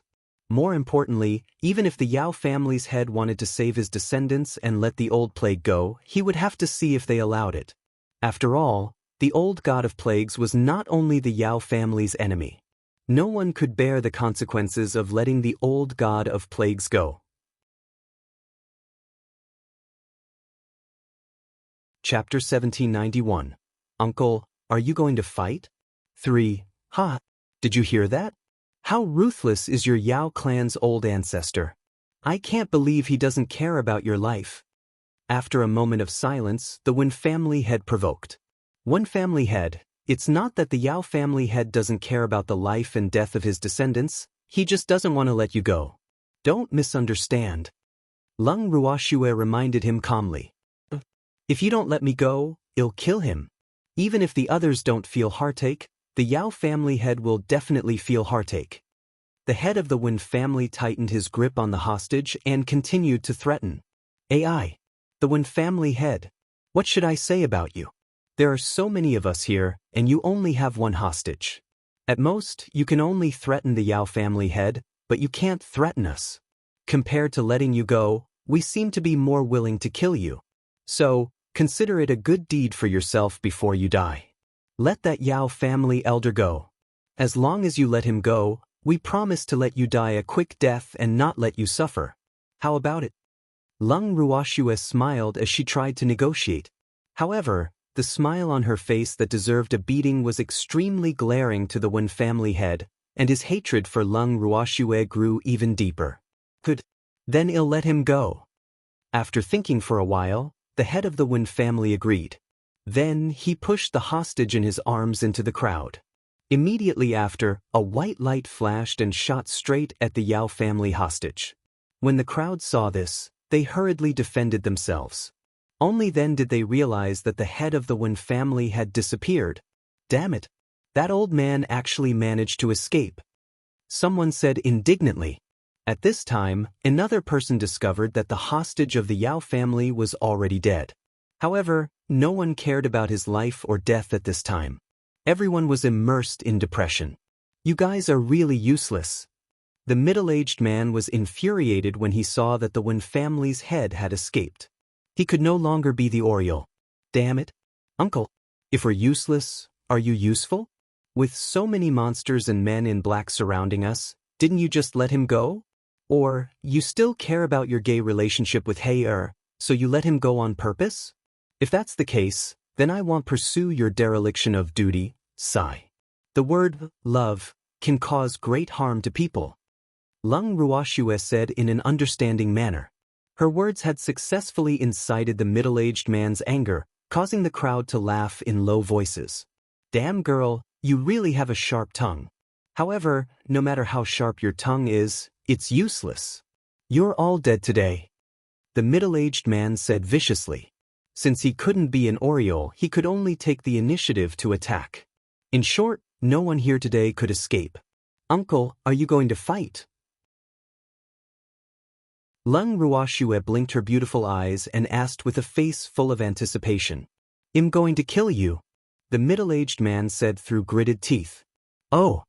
Yes, Lung Ruoxue replied. Then, with a wave of her hand, a house appeared out of thin air. With a bang, it stood upright behind the encirclement of the monsters. Immediately after, the door opened, and Master Ning and the rest walked out of the house. At the same time, Fengde also opened the door and walked out with his men, laughing. Actually, Fengde and the rest had long wanted to come out. However, Leng Ruoxue had transmitted a message to them, telling them not to act rashly and to wait for her orders before coming out. And now, it was Leng Ruoxue who had instructed them to come out and join in the fun. Uncle, now that everyone is here, it's convenient for you to make a move, right? Don't let us down. Leng Ruoxue said with a smile. You're looking for death. The middle-aged man squinted his eyes and stared at the two houses in front of him with jealousy. Damn it, it was so difficult for him to get one house, and now there were two houses in front of him.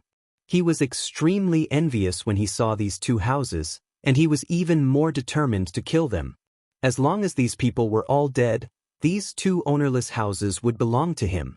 As he thought of this, his heart became more and more heated. He raised his hand and said sternly, "Go! Kill these people!" As soon as the middle-aged man finished speaking, the monsters were the first to attack. Oh! The monsters quickly chose their opponents. Unfortunately, not a single monster dared to approach Leng Ruoxue. Instead, she was surrounded by a large number of men in black. Looking at the men in black surrounding her, Leng Ruoxue smiled calmly and asked with a face full of uncertainty, "Are you guys planning to gang up on me?" At this moment, Uncle Long and the others were entangled by the monsters, and only the evildoer was by her side. Therefore, if the other party dared to deny that this was a gang fight, she would be very angry. "Ha! Damn girl, as long as I can kill you, I don't care if they gang up on me or not." The middle-aged man laughed smugly, but in his heart, he couldn't help but think, "Can't you deal with those monsters? I won't let the monsters come and kill you. Once his men in black finish off this damn girl, no one here will be able to escape." Without Leng Ruoxue, these people were useless. He couldn't help but think smugly. "AI. Since Uncle thinks so, then fine. Come at me together. But Uncle, I have to remind you that I'm only a deity. You've sent so many people to kill me. If word of this gets out, you won't be able to survive in the divine realm in the future." Leng Ruoxue reminded him out of the kindness of her heart, but she was extremely happy in her heart. This was a great opportunity to practice. Even the weakest of these black-robed men was a god king.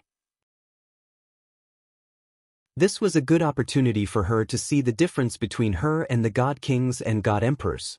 After all, such an opportunity was rare. "Don't worry. You won't have the chance to spread it because you're all dead," the middle-aged man said confidently. "Thanks, aren't you afraid that you'll cut your tongue? I'm afraid you don't have the ability to kill us." At this time, the demon who had been silent all this while laughed lightly. A cold light flashed in his black and bright eyes. In his eyes, this middle-aged man was already a dead man, because he would not let off anyone who dared to let Schwer die. "Little brat, your tone isn't small either." The middle-aged man laughed coldly, disapproving of the demon. "The same. We're on the same page." After the demon finished speaking, he dashed out like a shooting star. To capture the bandits, one must first capture the leader. Hence, his target was the middle-aged man. At the same time, he sent a voice transmission to Leng Ruoxue, "Schwer, be careful. I'll deal with this old man first." Schwer had many tricks up her sleeve and there were so many beastie by her side, so he was still assured of Schwer's safety. However, he still had to give her some advice. I can use them as practice," Leng Ruoxue replied. Following that, she took out her precious and other beasts from her bracelet. The moment the little beasts came out, they were all extremely excited. There was going to be a fight again this time. Luckily, their master did not forget about them. "Baby, succubus, you guys go," Leng Ruoxue ordered. At the same time, a sword as thin as a cicada's wing with a cold glint appeared in Leng Ruoxue's hand. As the cold glint flashed, tens of thousands of red meteors flew towards the man in black from all directions. Seeing that their master had made a move, the babies also found a man in black who was not very pleasing to the eye and fought with him. However, they all used mimicry appearances and kept teasing the man in black. The men in black who were fighting with them could only see white lights flashing in front of their eyes, but they could not catch them. After a few rounds of teasing, the men in black who were fighting with the babies were all completely enraged. "You little bastards, you're dead!" The men in black roared in anger and attacked the beasts. When they saw this, they turned around and ran. In this exchange, nearly half of the men in black were attracted by them. The pressure on Lung Ruoxue had also lessened. However, there were still hundreds of men in black surrounding her. "Old fellow, Shenhua, you two quickly go and support that little girl Shuer." Not far away, Master Ning, who was entangled by the monster, saw that Lung Ruoxue was surrounded by so many men in black. He was extremely anxious, and his face was full of worry. So, Shuer was only a god tier. These people were such bullies. As he thought about it with resentment, his attacks became more and more ruthless. Like cutting watermelons, he directly crushed the monsters into pieces. When the monsters resurrected, he would kill them again and again. Unfortunately, these unkillable monsters kept bugging him. Otherwise, he would have gone to help Shuer long ago. "All right." The first elder and Shenhua nodded. However, just as they finished speaking, they saw the black-robed men surrounding Lung Ruoxue fall to the ground. Some of them had even been turned into ashes. Instantly, the two of them were stunned. "What are you guys doing? Hurry up and go," the master of the Ning family urged. Although he had also seen what had happened just now, he reacted very quickly because Shuer was a little pervert in his eyes. No matter what she did, it was normal. Oh. After the two of them regained their senses, they quickly responded and ran towards Lung Ruoxue's direction. Just as they ran over, they were just in time for Lung Ruoxue to activate her divine skill. Following that, they saw tens of thousands of wind blades shooting towards the men in black like meteors. In the blink of an eye, countless men in black were either dead or injured. Seeing this, the two of them were depressed because they didn't know if they were here to help or to add to the trouble. If they were here to help, it seemed that this girl didn't need it at all. However, with the two of them joining in, this girl might be more restrained in her swordsmanship. Therefore, they were quite conflicted. First Elder, Guild Leader Shin, you two can just watch the battle. Lung Ruoxue, who was in the middle of a battle, saw the two's conflicted expressions from the corner of her eyes and quickly reminded them. Meteor sword technique was more suitable for group attacks, and in situations where there were no one on her side, she could use it without any scruples. Otherwise, she would have to worry about accidentally injuring them. Hence, she didn't want anyone to help her. "All right." The two of them replied. The depression in their hearts could not be described with words. Forget it. Since this little girl didn't need anyone's help, they would stand guard for her in case someone attacked her. Just like that, the two of them stood by the side and observed the battle between Lung Ruoxue and the men in black. The more they watched, the more shocked they became. This girl was really a monster.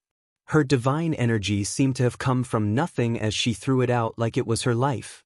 While the two of them were sighing, the roars of a dragon and the cries of a phoenix could be heard in the sky. Then 2 dragons and 2 phoenixes appeared in the air. The 2 dragons and 2 phoenixes were huge and covered the sky. Their bodies were red and burning with purple flames. Their eyes were cold and vicious. The 4 beasts had an unfriendly expression on their faces as they swooped down and surrounded the men in black and Lung Ruoxue. Instantly, the sea of fire soared into the sky. There were a few untimely flashes of light in the flames, but they were all extinguished by the sea of fire in the end. After the sea of fire disappeared, the number of men in black was less than 100. However, Lung Ruoxue's face was getting paler and paler. The men in black were staring at her with extreme vigilance, fear flashing in their eyes. At this moment, they were truly afraid of Lung Ruoxue. This woman only had the strength of a god, but her divine power was beyond imagination. Her divine skills were so powerful that it was unbelievable. Was he still human?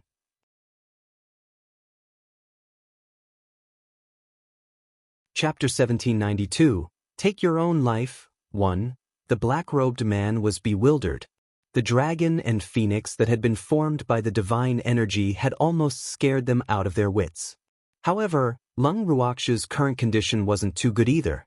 In order to deal with these black-robed men, she had used up too much of her divine energy, and her physical strength was also in a state of exhaustion.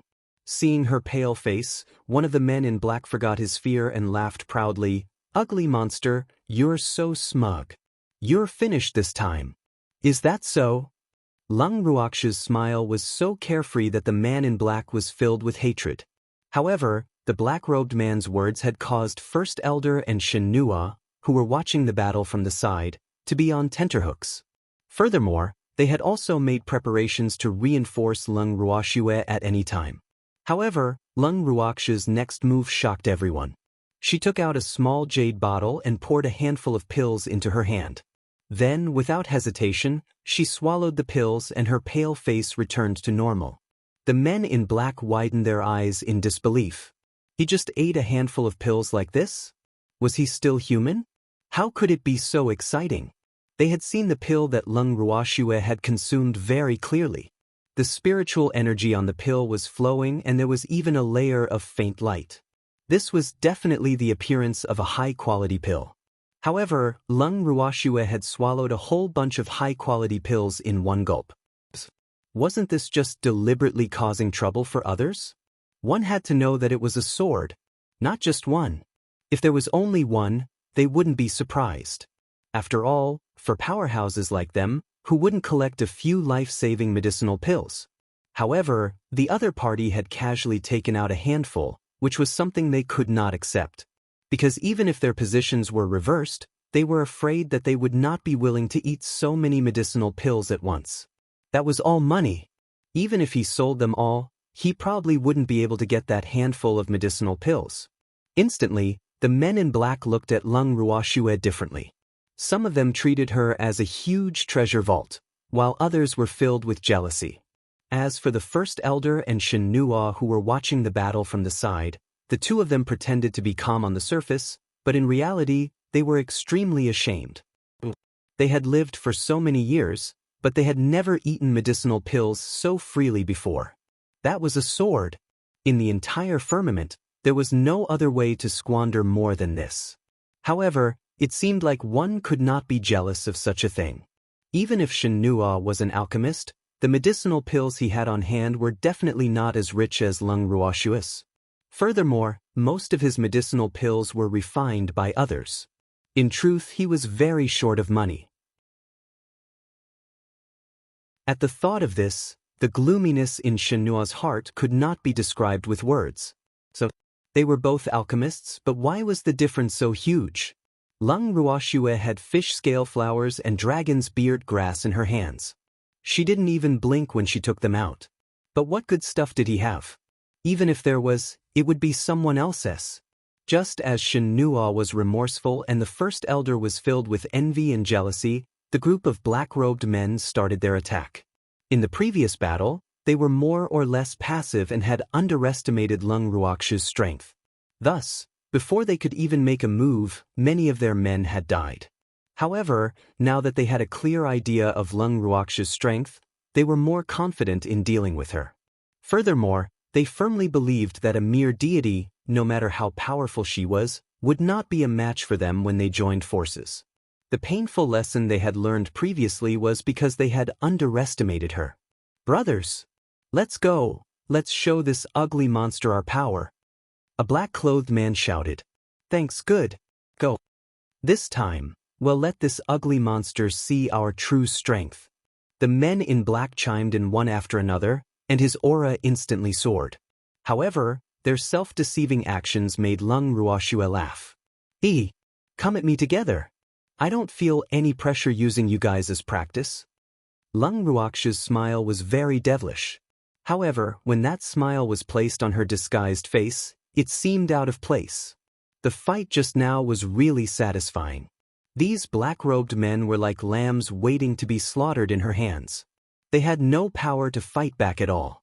Moreover, with the addition of her life flame divine skill, they died on contact, not even leaving behind a corpse. However, this time, she did not intend to let them die so easily. Brothers, let's go.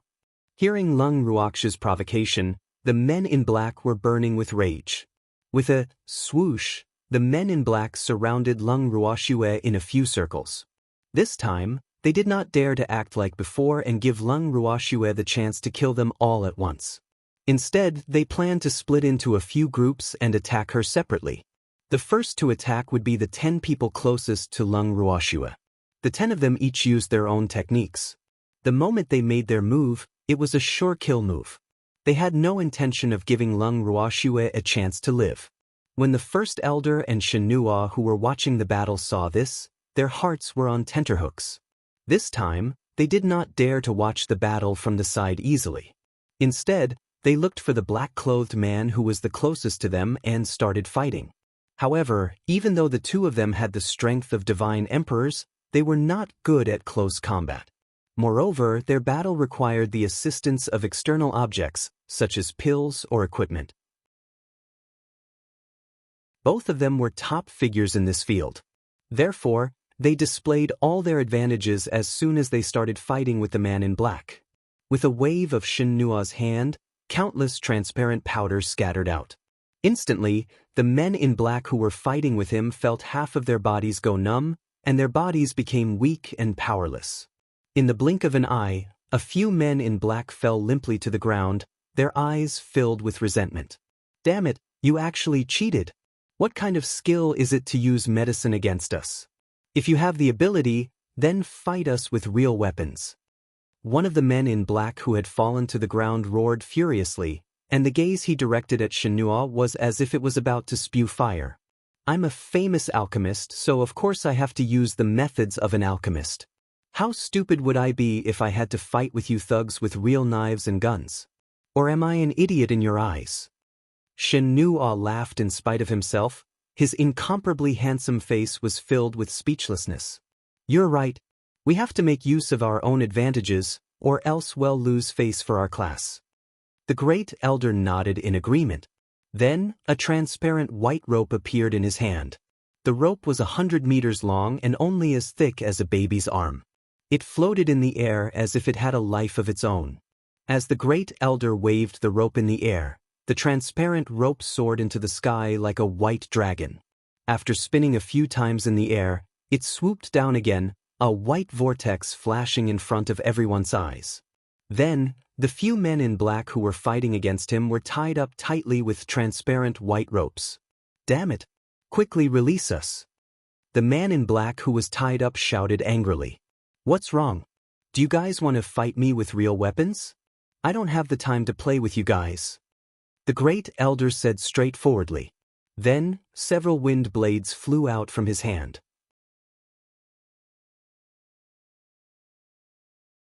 Chapter 1793, Take Your Own Life, 2. Woof. Buzz. Bush. The black-robed man who was tied up by the rope did not have the time to call for help before he lost his life. Not only that, he had also dealt with Shenhua's opponents who had been knocked down by the medicine. Great Elder, why did you kill my captive? Shenhua said with some dissatisfaction. If you don't kill them, you still want to keep them? First Elder was speechless. I want to keep them for me to test my medicine. I've recently developed several new poisons, but I haven't had time to test their effects yet. We can use them to test it out. Shenhua said honestly. Oh, there are so many men in black here, you can just grab as many as you want. I won't kill you this time. The great elder promised. Don't be too quick this time. If you want to kill them, wait until I'm done testing the medicine. Shenhua suggested. No problem, he said. Yes. The great elder replied. The two of them were chatting casually. However, the man in black who heard their conversation was so angry that he was trembling. These two old fogies were actually researching this kind of thing in front of them. It was really preposterous. The black-robed men who heard their conversation were enraged, and instantly, several more people joined forces and attacked Shenhua and First Elder together. With Shenhua and First Elder's interference, the number of people dealing with Lung Ruoxue was reduced by nearly a third. However, this time, Lung Ruoxue did not attack as swiftly as before. Instead, she was on the defensive. She wanted to see if she could withstand a portion of these people's attacks with her current strength. However, it would be troublesome if there were too many people. After all, her current strength was limited. At the thought of this, Lung Ruoxue had a change of mind. She moved the silver wolf pack out of her bangle. Their task was to pin down the men in black. There were thousands of adult silver wolves in Lung Ruoxue's bracelet. However, she had only released a few hundred of them. Even so, these few hundred silver wolves were enough to cause a lot of trouble for the men in black. Although these wolves did not seem as strong as the men in black, their numbers were more than 3 times their own. Therefore, when they saw these silver wolves, the men in black were momentarily stunned. However, their many years of training made them snap out of their daze very quickly, and they stared at the silver wolves with vigilance. When the silver wolves came out, they were all extremely excited. They had been in the bracelet for too long, and because their strength was lower than the other beasts, they had not had a chance to fight. This time, although they could not enjoy themselves to the fullest, they could at least compete with these people. Moreover, Master had said that as long as these people did not die, they could play however they wanted. Oh, whoa. After a few excited howls, the vicious wolf pounced on the black-clothed man with lightning speed. Instantly, the black-clothed man's attention turned to the silver wolves. The pressure on Lung Ruoxue suddenly decreased. At this moment, there were only about 10 men in black in front of her. Her beautiful eyes stared at the men in black warily. A transparent wall of water appeared in front of Lung Ruoxue, blocking the first attack of the men in black and reflecting it back. Seeing this, the man in black dodged at top speed. The man in black, who was slightly slower, had a beautiful arc cut on his body by the reflected divine skill, and blood instantly gushed out. Damn it! The men in black surrounding Lung Ruoxue became even more furious, and the attacks in their hands became even more ferocious. With a few long howls, a few gigantic monsters appeared in the sky. These monsters were the size of small mountains, and their limbs were even thicker than an adult's waist. They looked like bears, but they had long horns on their heads. Although these monsters were formed from god power, their bodies were abnormally solid, as if they were real. Thanks, kill this ugly monster. At the man's command, a few monsters formed from godly power descended from the sky. Their fists, which were twice the size of an adult's head, slammed fiercely into Lung Ruoxue's godly power aqua rampart. Swish! A wave of water rippled on the water wall. The water wall was dented by the fists of the monsters, but it soon returned to normal. Seeing this, the monsters with godly power glared at the water wall with their eyes that were spewing fire. They punched the water wall several times. Bang! Bang! Bang! Bang! After a few loud sounds, a crack finally appeared on the water wall.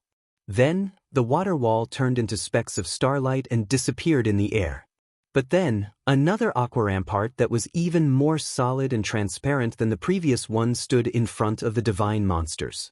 The monsters stared at each other in a very human-like way, and as if there was a fire behind them, their fists fell on the aqua rampart like raindrops. Bang! Bang! Bang! Bang! The concentrated punches caused countless ripples to appear on the water wall. After the ripples passed, the water wall did not shatter like before. Roar! The monsters with divine power were furious. Seeing that their fists were useless, they used their bodies as weapons and smashed into the wall of water. At this moment, Lung Ruoxue could no longer be bothered to defend herself. As she gulped down pills to replenish her divine power, she continued to cast spells. Instantly, the sky changed color. Dozens of fiery red dragons and phoenixes appeared in the sky, baring their fangs and brandishing their claws. Half of the sky was dyed red. All of a sudden, the surrounding temperature rose. The flowers, grass, and some of the injured monsters were directly roasted into ashes. The black-clothed men widened their eyes in disbelief. This can't be real. This can't be true. There were so many dragons and phoenixes that could not be condensed by the divine power of a deity. However, the auras of the dragons and phoenixes told them that these dragons and phoenixes, which were emitting terrifying auras, were really condensed by divine power. Fuck, young Miss is playing with such a big bet? Fengda and the others, who were fighting the monsters, saw the dragon and phoenix suddenly appear in the sky. They all widened their eyes in surprise. They didn't know why the young lady, who had always kept a low profile, was so flamboyant this time. The Yao family's head and the others, who were also in a daze, fell into a short daze after seeing the dragon and phoenix in the sky. The monsters fighting with them were so scared that they were trembling. The aura emitted by the dragon and phoenix made them feel the threat of death. At the same time, the middle-aged man, who was busy dealing with the monster, also raised his head to look at the dragon and phoenix in the sky. Although he was shocked and suspicious, he still appeared calm on the surface. I've really underestimated that little girl. The middle-aged man sighed. It was no wonder she dared to come to the secret realm to save someone. She was actually such a monster. What was even more terrifying was that Leng Ruoxue was only at the god realm. If she was allowed to grow, even reverent god-level cultivators like them would not be her match in the future. Hence, the middle-aged man's killing intent towards Leng Ruoxue grew even stronger. That wretched girl definitely can't leave this place alive. While her strength is still weak, I must get rid of her at all costs. Otherwise, there will be endless trouble in the future. Although the middle-aged man did not want to keep Leng Ruoxue, a huge threat, alive, he was both envious and jealous of her monstrous talent. Even though he was a reverent god, it was still very difficult for him to use his divine power to condense so many dragons and phoenixes to assist in battle. However, Leng Ruoxue's face only turned slightly pale.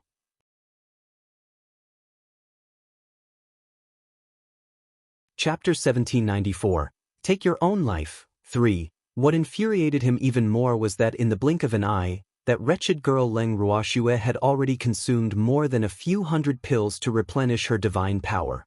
This prodigal? How much would that cost? No, even if you had money, you probably wouldn't be able to buy so many medicinal pills, because the materials required to refine so many medicinal pills were unimaginable. No words could describe his current feelings. You only found out now? The evildoer who was fighting with the middle-aged man said with a faint smile. The smile on his face was so natural and proud. You're a man, and your cultivation base is above that wretched girless, but your strength is inferior to hers. Don't you feel inferior? If I were you, I'd kill myself to avoid embarrassing myself. The middle-aged man said sarcastically. Are you talking about yourself or me? If I need to feel inferior, then you can just buy a piece of tofu and knock yourself to death. After all, you are a reverent god. But look at you, you're living a hard life. You don't have any pills or equipment.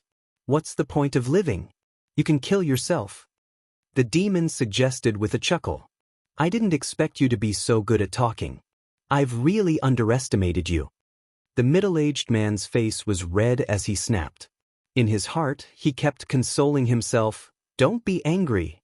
Don't fall for this guy's trick. It's not too late to know now. Actually, I'm not only good at talking, my fists are also good. Do you want to try? The demon grinned evilly as he clenched his fist and asked. Don't talk big in front of me. You're all going to die today. The middle-aged man said viciously. Then, a powerful wind blade flew out of his palm and headed straight for the demon. Seeing this, the demon raised his hand and a black divine power net appeared in the air. When the powerful wind blade reached the divine power net's sphere of influence, the divine power net quickly contracted and covered the wind blade. The wind blades that were caught in the net crashed around, trying to cut through the divine net and escape. However, the divine net became tighter and tighter, and the range of the wind blades became smaller and smaller until they were taken in by the divine net. The middle-aged man's eyes were filled with horror. How was this possible? There were several levels of difference in strength between him and the demonic man. According to common sense, the demonic man's divine power net should not have been able to cover his wind blades. Unfortunately, things did not go as he had planned. At this moment, he saw another scene from the corner of his eye that made him vomit blood even more. The dozens of dragon phoenixes that Leng Ruoxue had conjured circled the sky a few times before spitting out scorching flames, burning the monsters that had already revealed their fear into ashes. As for the men in black who were closer to her, they were not spared from the terrifying flames as well and were immediately turned into ashes. Fengde and the others wisely jumped out of the battle circle early to avoid being affected by the residual flames. However, the Yao family's master and the others, who were not mentally prepared, were not so lucky. Their bodies were more or less burned to varying degrees, and this was the result of the deliberate control of the dozens of divine power dragons and phoenixes. Otherwise, they would probably be burned to ashes like those monsters. After the monsters were exterminated, only the middle-aged man and dozens of men in black were left at the scene. The dragons and phoenixes flying in the sky were still staring at them covetously. Suddenly, they felt their scalps go numb. Leng Ruoxue threw another handful of pills to replenish her divine power into her mouth.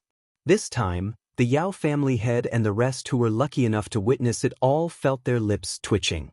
They were all screaming in their hearts about how wasteful they were. However, when they caught a glimpse of the dragons and phoenixes with divine power still swaggering in the sky, they all withered like frosted eggplants. The flames burning on the dragon and phoenix were too powerful.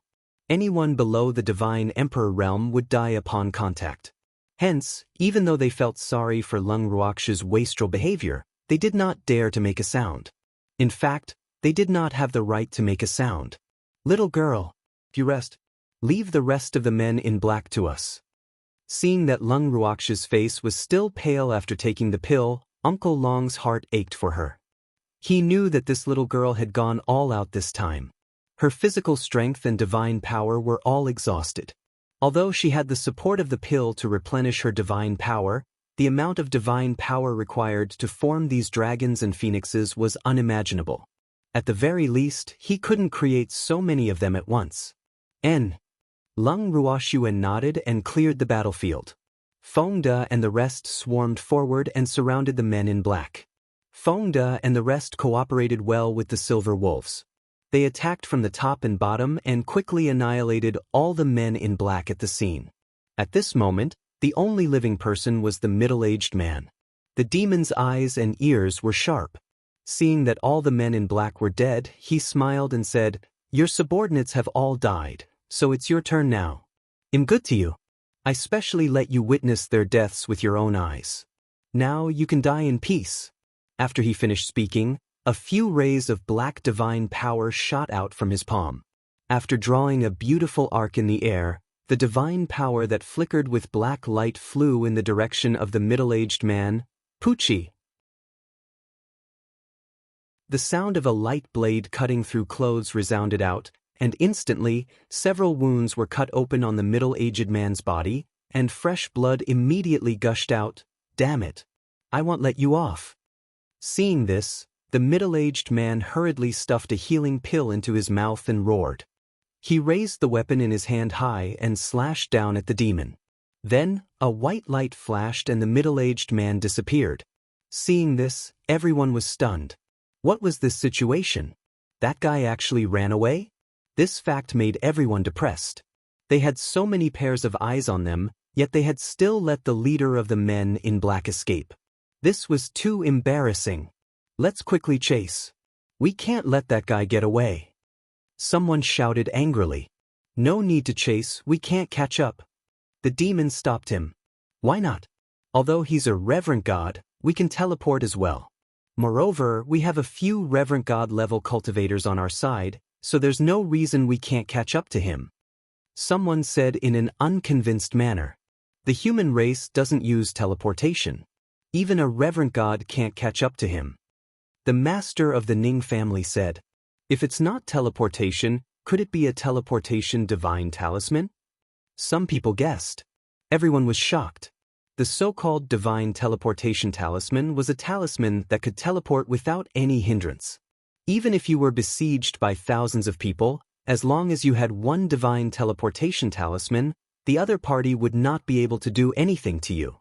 Moreover, it could teleport you to any place you wanted to go.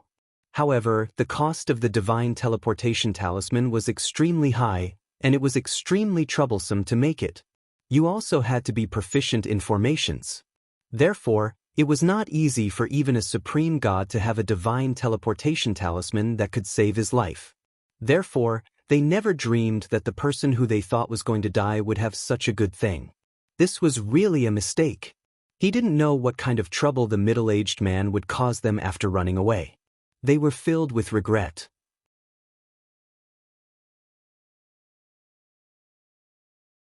Chapter 1795. Awakens, 1. At this moment, Baby and the other beasts returned. The men in black who were chasing after them were still following closely behind. Seeing this, everyone's eyes immediately turned red. Since the big one ran away, he would vent his anger on these small fries. With this thought in mind, the men in black had just run back here, and before they could see the situation in front of them, they were directly crushed into powder by the crowd. In just a few seconds, the men in black who could have escaped became the victims of the anger of the crowd, and they did not even know who killed them. Everyone, clean up the battlefield, so that we can leave this place. After the men in black and the monsters were all dead, the head of the Yao family raised his arms and shouted. However, as soon as he said this, everyone stared at him in disbelief. What's wrong? The head of the Yao family didn't understand. Yao family head, if you want to clean up the battlefield so much, then go clean it up yourself. We won't fight with you over it. Feng De said with a smile. Ah. The head of the Yao family was a little stunned.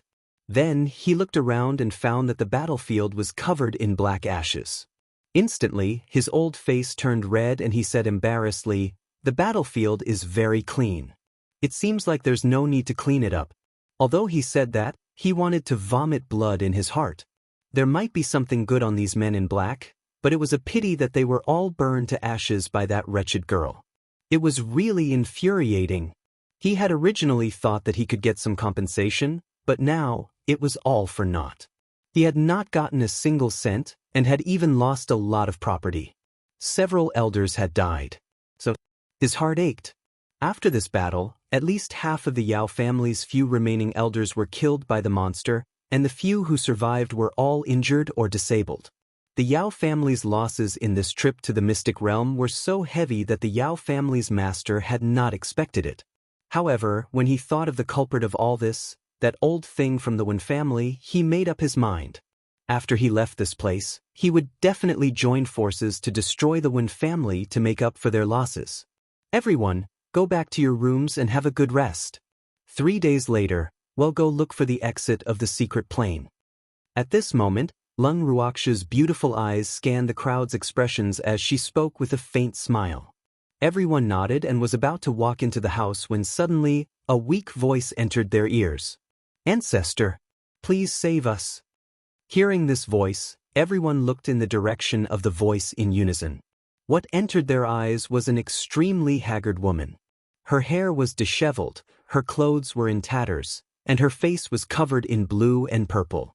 It was almost impossible to see her human figure. "Who are you?" Someone asked out of curiosity. "Im Xian, old ancestor." Cheng Xianer pounced in front of the Cheng clan's old ancestor, crying like a pear blossom bathed in rain as she tightly hugged his thigh. "What Xian? Do I know you?" The head of the Cheng family was confused, clearly not sure of this woman's identity. "Im Cheng Xian, you even praised me before, ancestor. Don't you remember?"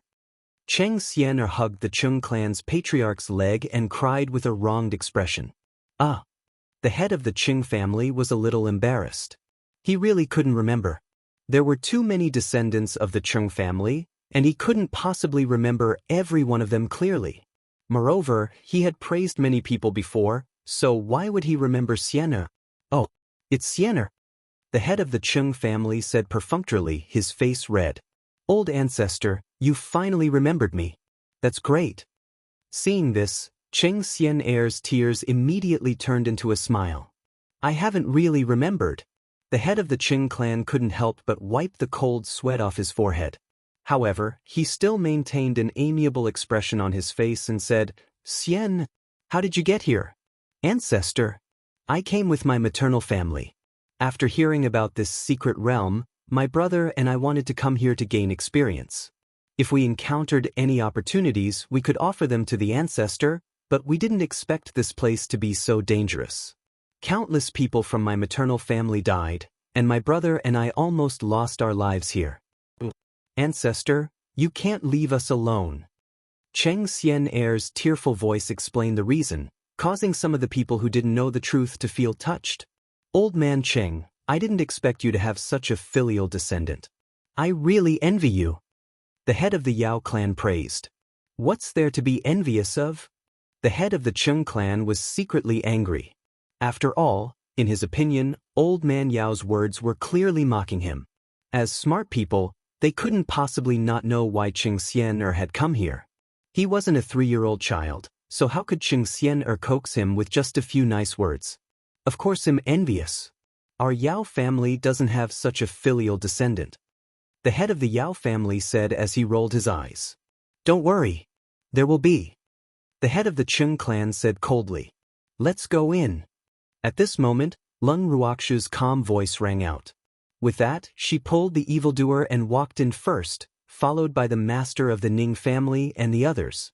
After the battle just now, they were all a little tired and didn't have the mood to care about other people's gossip.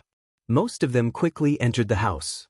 Although the Cheng clan's patriarch also wanted to enter the house to rest, his leg was tightly held by Cheng Xian. Xian, let go of your hand, what do you think this is? The Cheng clan's patriarch roared in anger. He really didn't know if it was because he was too kind to the younger generation of the clan, but Cheng Xian actually hugged his leg in front of so many people. This made him lose face. After all, experts like them, whether in front of clansmen or outsiders, should be unattainable, only able to watch from afar. Moreover, the Cheng clan's rules were very strict, and Cheng Xian actions were considered to be overstepping. Ancestor. Hearing the displeasure in the Cheng clan's head's voice, Cheng Xian hurriedly let go of her hand and timidly and carefully looked at her old ancestor with tears in her eyes. In a moment of anxiety, she had actually hugged the old ancestor's thigh. If this had happened in the Cheng family, she was afraid that she would have already been punished by the clan rules. After all, the old ancestor's dignity was not to be blasphemed by the clan members. Seeing the fear on Cheng Xian face, as well as the mist hidden in her beautiful eyes, the Cheng clan's patriarch's heart softened. It seemed that this girl had suffered a lot in the mystic realm. Although he was a little angry that she had entered the mystic realm without permission, he thought that she must have suffered a lot of fright and suffering in the mystic realm. The Cheng clan's patriarch decided to let her off for the time being and would properly punish her when he returned to the Cheng clan. Xian, you've already violated the clan rules by entering the secret realm without permission. The head of the Cheng clan said with a serious expression after some thought. Xian knows her mistake. Xian is willing to accept any punishment. When Cheng Xian heard these words, she hurriedly admitted her mistake. Right now, she was afraid that the old ancestor would abandon her and not care about her. Thus, her attitude of admitting her mistake was exceptionally good. That's good. I'll remember your mistake first.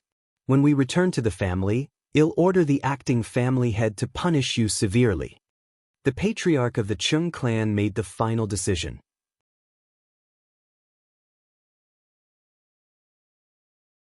Chapter 1796, Wake Up, 2. Thank you, forefather. Cheng Xian heaved a sigh of relief. As long as the old grand madam was willing to protect her, it didn't matter even if she had to receive the harshest punishment. She didn't want to stay here for another day.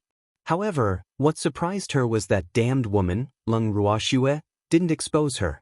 This was a little out of her expectations. She had been on tenterhooks the entire time, afraid that Lung Ruoxue would tell the old grand madam about her actions. Now, it seemed that the annoying woman was also afraid of her ancestor, she thought happily. In fact, she was overthinking it. The reason why Lung Ruoxue didn't expose her was because she didn't take her seriously. Furthermore, Lung Ruoxue was very tired and couldn't be bothered with her. Hence, she managed to escape this calamity temporarily. After talking to Cheng Xian, the head of the Qing clan turned to look at Feng De, who had been standing by his side the entire time, and said with a smile, "She's a junior of the Qing family. Do you think it's possible to let her into the house to rest? The cost will still be the same." The tone of the Qing clan's head was one of negotiation. After all, this brat was Leng Ruoxu's subordinate. He had to give Leng Ruoxue some face. Furthermore, Leng Ruoxue was the owner of this house. Now, everyone in the Qing clan, except him, had paid for their accommodation fees. Hence, whether this junior who suddenly appeared could stay in the house would have to seek the opinion of Leng Ruoxue and the others, who asked those unfilial descendants of the Qing clan to offend that petty girl. She had caused him to lose face in front of that girl. When he thought of this, he felt extremely depressed. "Patriarch Qing, no matter how much money you offer, we won't take in your junior. As for the reason, you should first understand what good things she has done. I'm going back to my room. If you don't want to come in, you can accompany her outside. Anyway, the monsters and the man in black are dead, so there's not much danger. However, even if the monsters and the man in black don't die, they don't have much interest in her. So, you can rest assured that she won't die." Feng De said coldly with a faint smile. The words he said did not hold back even though the other party was the ancestor of the Qing family. His tone was also not very good. After he finished speaking, he went straight into the house and closed the door with a loud bang. Looking at the tightly shut door, the veins on the head of the Qing family's forehead throbbed. At this time, other than the Qing family, there were only a few people who wanted to watch the show. Seeing him being treated so rudely by a junior, some people even showed a gloating smile. Needless to say, this person was undoubtedly the head of the Yao family. "Old man Qing, these little guys are looking down on us seniors more and more. That girl surnamed Leng is like this, and her subordinates are actually following suit. We're losing our status in the divine realm," the head of the Yao family said resentfully. However, anyone with eyes could tell that he was trying to stir up trouble. Therefore, everyone present remained silent to avoid getting into trouble. "Don't compare me to you," the head of the Qing clan said unhappily. Although he was a little angry that these little fellows didn't give him face, he wouldn't collude with the damned Yao family. After all, they weren't on the same side, and he could still distinguish between the inside and outside. "All right then. I originally wanted to help you, but now you have to solve this problem yourself." After saying that, the head of the Yao family led the remaining members of the Yao family into the great elder's house. As soon as the Yao family left, the onlookers didn't dare to stay here any longer. They all went into the house, and in the blink of an eye, only the Qing family was left outside the house. "Ancestor, what do we do now?" An elder of the Qing clan glanced at Cheng Xian and couldn't help but ask. In fact, he was also tired and wanted to return to his room to rest. However, the old ancestor was still outside, so none of them could return to their rooms to rest. "Cheng Xian, what have you done to anger that little girl Shuer?" Without responding to the elder, the Qing clan head directly asked about Cheng Xian. Old ancestor, I didn't do anything." Cheng Xian lowered her head and forced herself to calm down. Her heart was so nervous that she was breaking out in cold sweat. What she was afraid of really happened. Although that damned woman didn't expose her, her subordinates sold her out. Damn it. She hated Feng De in her heart and wanted to cut him into pieces. If I didn't do anything, would people say that? The master of the Qing family scowled, his eyes narrowed in displeasure. "It's because she didn't save me and almost killed me. That's why we turned against each other. Furthermore, she also caused my brother's dantian to be crippled. Now, my brother is already a cripple." Cheng Xian made a point out of context. She specifically picked out the main point she felt, but she did not mention the cause of the matter. As soon as her words left her mouth, a portion of the Qing clan elders who heard this became angry. How could Leng Ruoxue be like this? They really went too far. Do you think our Qing family is easy to bully? Where is your brother now? Are you still alive? Old grandmadam, we must get Leng Ruoxue to give us an explanation for this matter. Otherwise, our Qing clan will not let this matter rest. Some of the Chung clan elders who were filled with righteous indignation spoke one after another in anger. Almost everyone's faces were flushed red, and their bodies were trembling with anger. All of you shut up. I will investigate this matter. As for Xian, she can stay outside for the time being. Hearing their discussion, the Chung clan's clan head said somewhat unhappily. These elders had truly disappointed him. How could they believe Qing Xian-er's one-sided words? However, he was very clear that the reason why they were so angry was mostly because of the previous incident. As for how much they felt for Qing Xian-er and her sister, only they themselves knew. Since the Chung clan's ancestor had spoken, the elders of the Chung clan naturally became well-behaved, and Qing Xian-er didn't dare to have any objections. Otherwise, if she angered the ancestor, she wouldn't have the chance to turn things around. After the head of the Chung clan led the clan elders into the house, he didn't immediately return to his room. Instead, he went to find the great elder. In the great elder's room, the great elder sat on a chair and looked at his old friend sitting opposite him with a smile. He didn't say a word and just sipped his tea. After a long while, the head of the Chung family couldn't help but speak. "Old man, go and ask that little girl Shuer what exactly happened. What did Qing Xian-er do to anger her?" The head of the Chung clan said gloomily. He had originally wanted to wait for the great elder to ask him what he wanted before explaining his intentions. However, who knew that the cunning old fox would not fall for it at all? "Do you still need to ask? It must be that Xian-er of your family who did something she shouldn't have done. Otherwise, that little girl Shuer wouldn't treat her like this," the first elder said in a protective manner. After being with Lung Ruoxue for so long, he understood that girl quite well. Although he knew that she was a little cold, she had helped so many people. Even if it was for the sake of old man Qing, she couldn't ignore the life and death of the Qing family. Moreover, Qing Xian had always been with Shuer, so it was even more impossible for him to ignore the Qing family. Therefore, he didn't need to ask to guess that Qing Xian-er must have done something that angered the heavens and the people. He naturally wouldn't make an unnecessary move to ask about such a thing.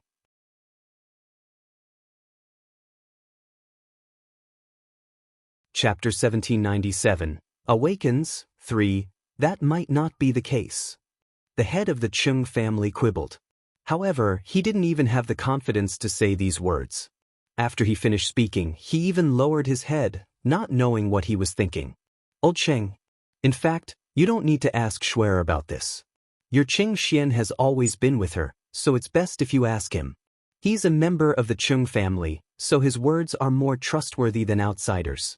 The elders of the Qing family will believe him more, so you can just ask him." First elder warned. "AI. That makes sense. How could I have forgotten about him?" The head of the Qing family sighed, his heart full of depression. Why were the younger generation of the Qing family so troublesome? His hair was turning white from worry. The next day, early in the morning, he had gone to find Qing Xian to understand the situation. After returning, he shut himself in his room without a word. When the elders of the Qing family saw this, they suddenly panicked. What's wrong with the master? They had never seen the master of the Qing family like this, and this made them extremely uneasy. Just as they were feeling uneasy, the master of the Qing family finally summoned them. Time passed. 3 days passed by in a flash. During these 3 days, Lung Ruoxue had stayed in the bracelet and absorbed the spiritual qi in the spatial zone as if she was hungry. As time sped up and she absorbed day and night, the exhausted divine power in her body was finally filled up. Furthermore, she had even improved slightly because she could feel the barrier to a breakthrough. After leaving this place, she would be able to officially advance. When she came out of the bracelet and went to the yard, Feng De and the others were already waiting for her in the garden. Seeing that her face had recovered and she was full of energy, everyone's hearts were at ease. "Miss, you've finally come out." Grape stepped forward and said with a worried look, Let's go." Lung Ruoxue smiled and nodded. Everyone walked out of the house, and the great elder and the others were already waiting outside. Standing with them were Qing Xian-er and Qing Yi, but the siblings' faces were not very good, and they seemed even paler and more haggard than before. "Godfather, first elder, Let's go. Lung Ruoxue said with a smile. All right. Master Ning nodded. They had been prepared. Shui bring these two unfilial descendants of the Cheng family. I'll punish them severely when we get back to the Cheng family. At this moment, the head of the Cheng family said shyly. If the Cheng family head wants to take them, then take them. However, their lives have nothing to do with me. Also, don't cause me any trouble. Lung Ruoxue said emotionlessly. Don't worry. I'll keep an eye on them. The head of the Cheng clan promised. Since they were clansmen of the Cheng clan, he couldn't let them die here. Even if they died, they had to die in the clan. This was the main reason why he wanted to bring this pair of brother and sister. Listening to their conversation, Cheng Xian'er's heart was filled with hatred. Of course, her hatred for Lung Ruoxue had seeped deep into her bones. After all, if it wasn't for Lung Ruoxue, she wouldn't have ended up in this state. Now that her maternal family treated her as an enemy, it seemed like the old ancestor wouldn't let her off either. The main culprit of all this was this damned woman in front of her. Not only did this hateful woman cause her to be abandoned by her friends and family, but she also made the monsters and men in black here dislike her. As long as she thought about how she and her brother had been teased and frightened by those monsters and men in black during this period of time, the hatred in her heart deepened. Her lowered eyes were filled with killing intent, but because she kept her head down, no one noticed her thoughts. Let's go. Let's go to the bottom of the valley. After she finished speaking, Lung Ruoxue pulled the demon and walked down. The ones who led them were naturally Baby and a few other little beasts who were familiar with the way. Even though the middle-aged man had said that no one else could bring them out of this place, Lung Ruoxue did not believe that. In her opinion, since she could enter, she would definitely be able to leave. It would be best if there was a path. If there was no path, she would create a path. In short, she would definitely not be trapped here. Initially, she had planned to let her godfather and the others capture the middle-aged man and force him to send them out of this place. Who knew that he would escape? As for those men in black, she had asked Qingju to read their minds. They really did not know where the exit was. In this case, they had to find the exit themselves. After searching the valley for a long time with treasure and the other small beasts, they finally arrived at a secret chamber at the bottom of the valley. Everyone looked around the secret chamber and fixed their eyes on the blood cherry blossom in the blood pool. At this moment, the blood cherry blossoms seemed to have bloomed even more brilliantly. The huge flower was almost twice as big as before, and it was emitting a faint fragrance. Just as everyone was in doubt, someone fainted. Cheng Biao, what's wrong? Quickly wake up. After Cheng Biao fainted, an elder of the Cheng clan beside him quickly patted his face and said, Don't touch him. He's been poisoned. At this time, Shen Nuo came to Cheng Biao's side and carefully examined him. How could he be poisoned? Everyone's faces were filled with question marks, and panic flashed through their eyes. She must have done it. She doesn't want to take you guys out of here. All of a sudden, an extremely sharp voice rang out. Everyone looked in the direction of the voice and saw Cheng Xian'er pointing at Lung Ruoxue with an angry expression. Cheng Xian, you shut up. When the head of the Cheng clan heard Cheng Xian'er's words, his head began to throb. Furthermore, he could clearly feel a few unfriendly gazes. He didn't need to think to know who they were. If he allowed Cheng Xian'er continue her nonsense, his old friends would definitely fall out with him. He was starting to regret bringing Cheng Xian'er along. Ancestor, I'm just telling the truth. Cheng Xian'er said in a soft voice, her face full of grievance. You shut up. One more word and I'll kick you out of the Cheng family. The head of the Cheng clan warned. Cheng Xian'er didn't dare to speak. Miss Cheng, you said that this matter was done by Miss Leng. Do you have any evidence? At this time, the head of the Yao family asked, wishing for the world to be in chaos. She's talking nonsense, and you believe her? Without giving Cheng Xian'er a chance to speak, the head of the Cheng clan hurriedly said, There's no smoke without fire. I think Miss Cheng must have evidence. Otherwise, she wouldn't be so sure. The Yao clan's patriarch said with a faint smile. At this moment, everyone else was also staring at Cheng Xian'er. Seeing so many expectant gazes, Cheng Xian'er felt much more confident. That's right. What I said is completely based on facts. Cheng Xian'er gathered her courage and confidently declared. She was going all out. Oh, then Miss Cheng, please tell us. The head of the Yao family guided. This woman's heart is black. Moreover, she only recognizes money. She took so much money from you and said that she wanted to take you out, but now that she saw you help her kill the monsters and black-robed men in this secret realm, she felt that you have no value and didn't want to take you out anymore. However, breaking the contract would offend you, so she wanted to keep all of you here. That's why she poisoned you. Cheng Xian'er made a solemn vow. As she spoke, she was so excited that she was dancing with joy. However, her words were laughable in the ears of Feng Da and the others. However, in the ears of those who were more observant, they seemed to make sense. Miss Ling, it turns out that you want to kill us and steal our money. You are actually this kind of person. We have really misjudged you. An elder of the Yao family roared with a red face and a thick neck. Hearing his words, most people looked at him as if he was an idiot. Idiot? Lung Ruoxue spat out the two words coldly and turned her head to focus on the flower. Who are you talking about? When the Yao family elder heard these two words, he jumped up 3 times and questioned loudly. Of course I'm talking to you. My young miss saved you, and it's fine if you're not grateful since you paid for it, but you're actually listening to this brainless woman's nonsense? Have your heads been kicked by a donkey? Can that woman's words be trusted? Killing you guys and taking your money? You have the nerve to say that. We are too embarrassed to listen to that. How many of you don't know how many IOUs you have? If we kill you, we'll get a pile of white notes. Who can we ask for them from? Grow some brains, will you? Don't just jump to conclusions. You're also a respected figure in the immortal realm. Aren't you afraid of being laughed at if this gets out? Also, please understand one thing. You didn't help my miss kill those monsters and men in black. It was my miss who saved you. Otherwise, with your abilities, you can only sit here and wait for death. You bastard! What you don't understand, I really don't know how you became an elder of the Yao family. Old man Yao, your foresight needs to be strengthened. Also, don't forget that you're still in the room. If you want to fall out with us now, it won't do you any good. Feng Da's sharp tongue and eloquence made those who had some thoughts shut up immediately. Then what about Qing Biao being poisoned? You have to give us an explanation. The elder of the Yao family stammered.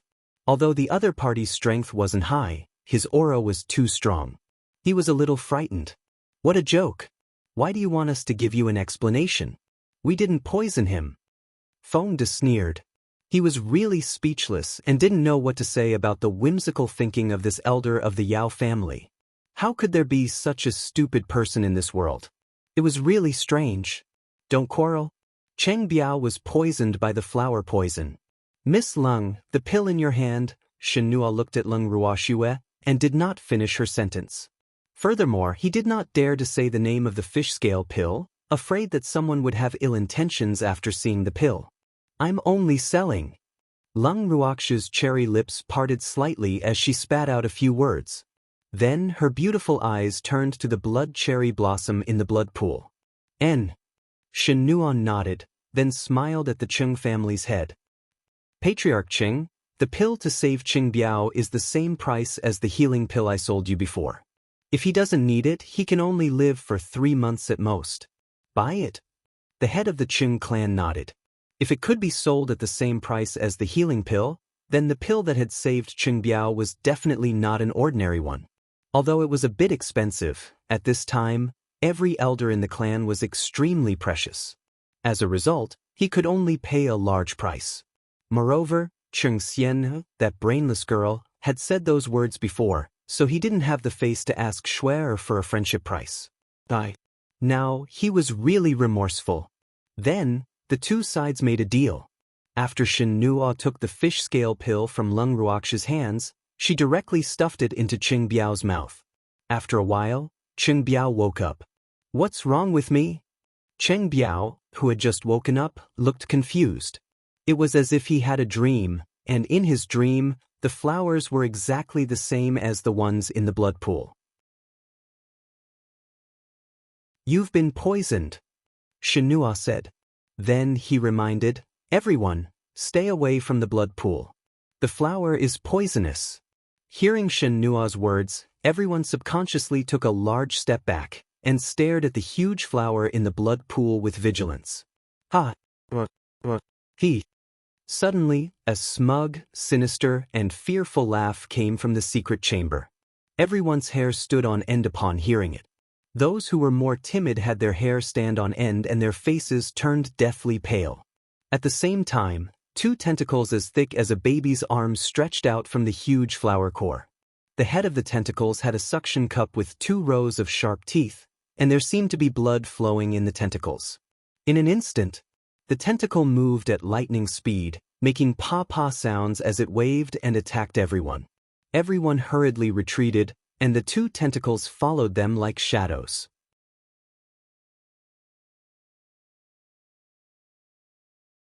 Chapter 1798, Obliterated, 1. When everyone saw this, they hurriedly fled in all directions. However, the 2 tentacles were still chasing them. The atmosphere became tense. Since you've disturbed my deep sleep, then all of you will stay and accompany me. Oh ha ha. The huge flower swayed violently, and its voice revealed a trace of pride. Its 2 tentacles were also moving faster and faster, making everyone panting and panting. Everyone's footsteps were also slightly panicked. At this moment, almost everyone was only thinking about how to avoid it, and they had forgotten about attacking. Lung Ruoxue, who was already standing at a corner of the secret chamber, stared at the 2 waving tentacles with her beautiful eyes, deep in thought.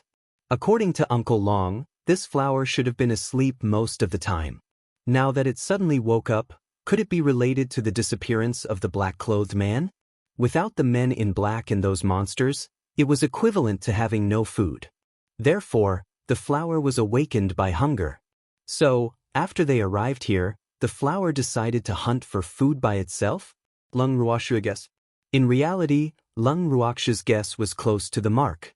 This blood cherry blossom had indeed been awoken by hunger. Ever since those people had been rescued by Baby, it had not had any fresh food to eat. Thus, its mood had been in a frenzy. Furthermore, the efficiency of the men in black here was too low. They had not caught a single person for it even after so long. It had also not seen the men in black for a few days. Today, while it was in deep sleep, it suddenly smelled fresh human blood. In a moment of excitement, it woke up. However, it did not expect that it would have to catch its own food. It was used to living a life where everything was provided for it, so it was not used to hunting for food on its own.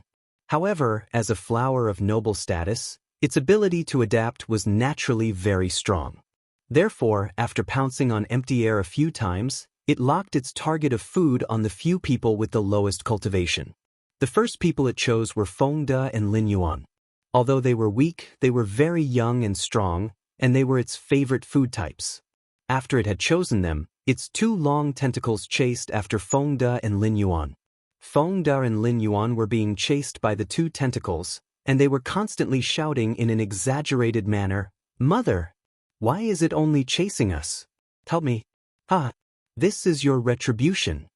Seeing this scene, Cheng Xian'er stood at a place she thought was safe and laughed wildly. Although she really wanted the flower to kill Lung Ruoxue, it was not bad to be able to kill her 2 subordinates, she thought with hatred.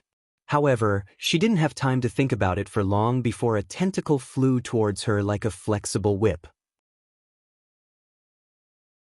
Her face turned pale immediately, and the tentacle was extremely fast. She didn't have time to dodge it. In a hurry, she pulled Cheng Yi to her side and used him as a shield. Cheng Yi, who had lost his cultivation, was now equivalent to an ordinary person. In the face of such a situation, he could not escape even if he wanted to. The next second, he was wrapped by the thick tentacle. In the blink of an eye, Cheng Yi was sucked dry.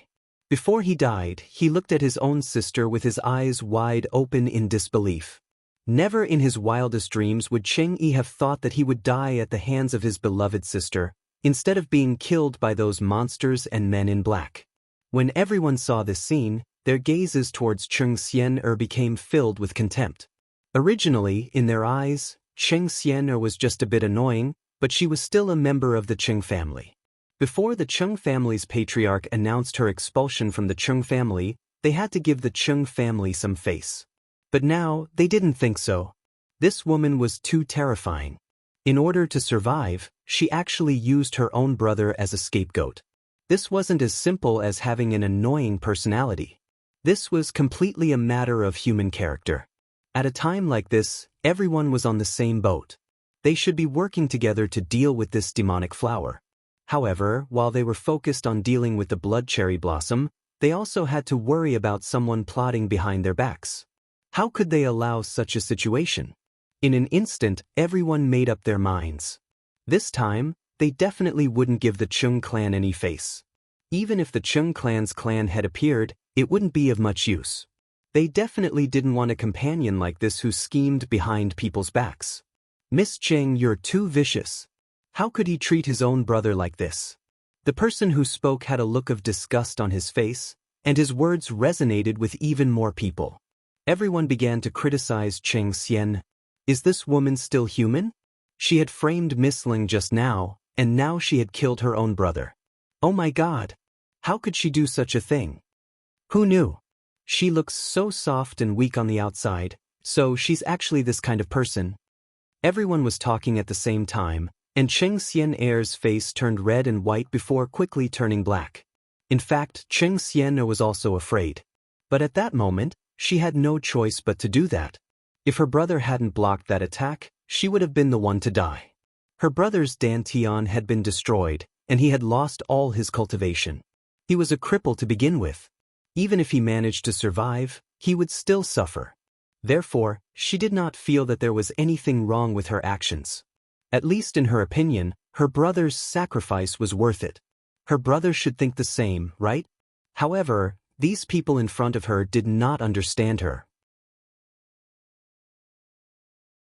Moreover, no matter who she wanted to hide from and seek protection from, that person would escape from her as if they were avoiding the plague. This fact made her extremely angry. However, what made her even angrier was that not only did these people not understand her thoughts, but they also blamed her together. So, what did she do wrong? Cheng Xian'er really wanted to loudly rebut the crowd's discussion. However, when the words reached her mouth, she was somewhat speechless. These people didn't understand her at all, which made her feel very depressed.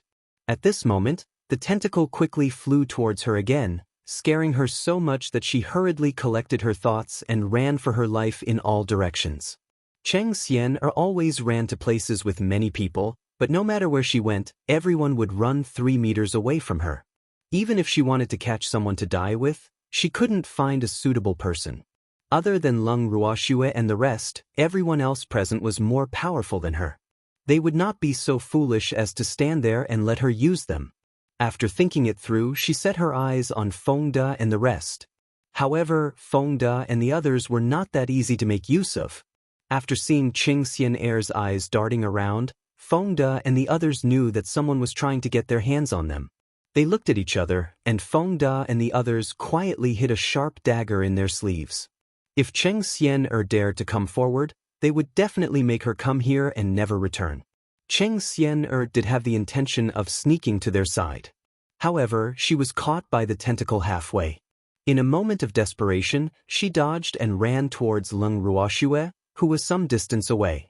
You're tuning in to the Passion Pages YouTube channel. We're so grateful for your support, and don't forget to subscribe to join us on this incredible journey through captivating stories. Your generosity through donations truly makes a world of difference, as it's the primary source of revenue that allows me to expand and enhance this channel for you. Thank you from the bottom of my heart for being a part of this adventure.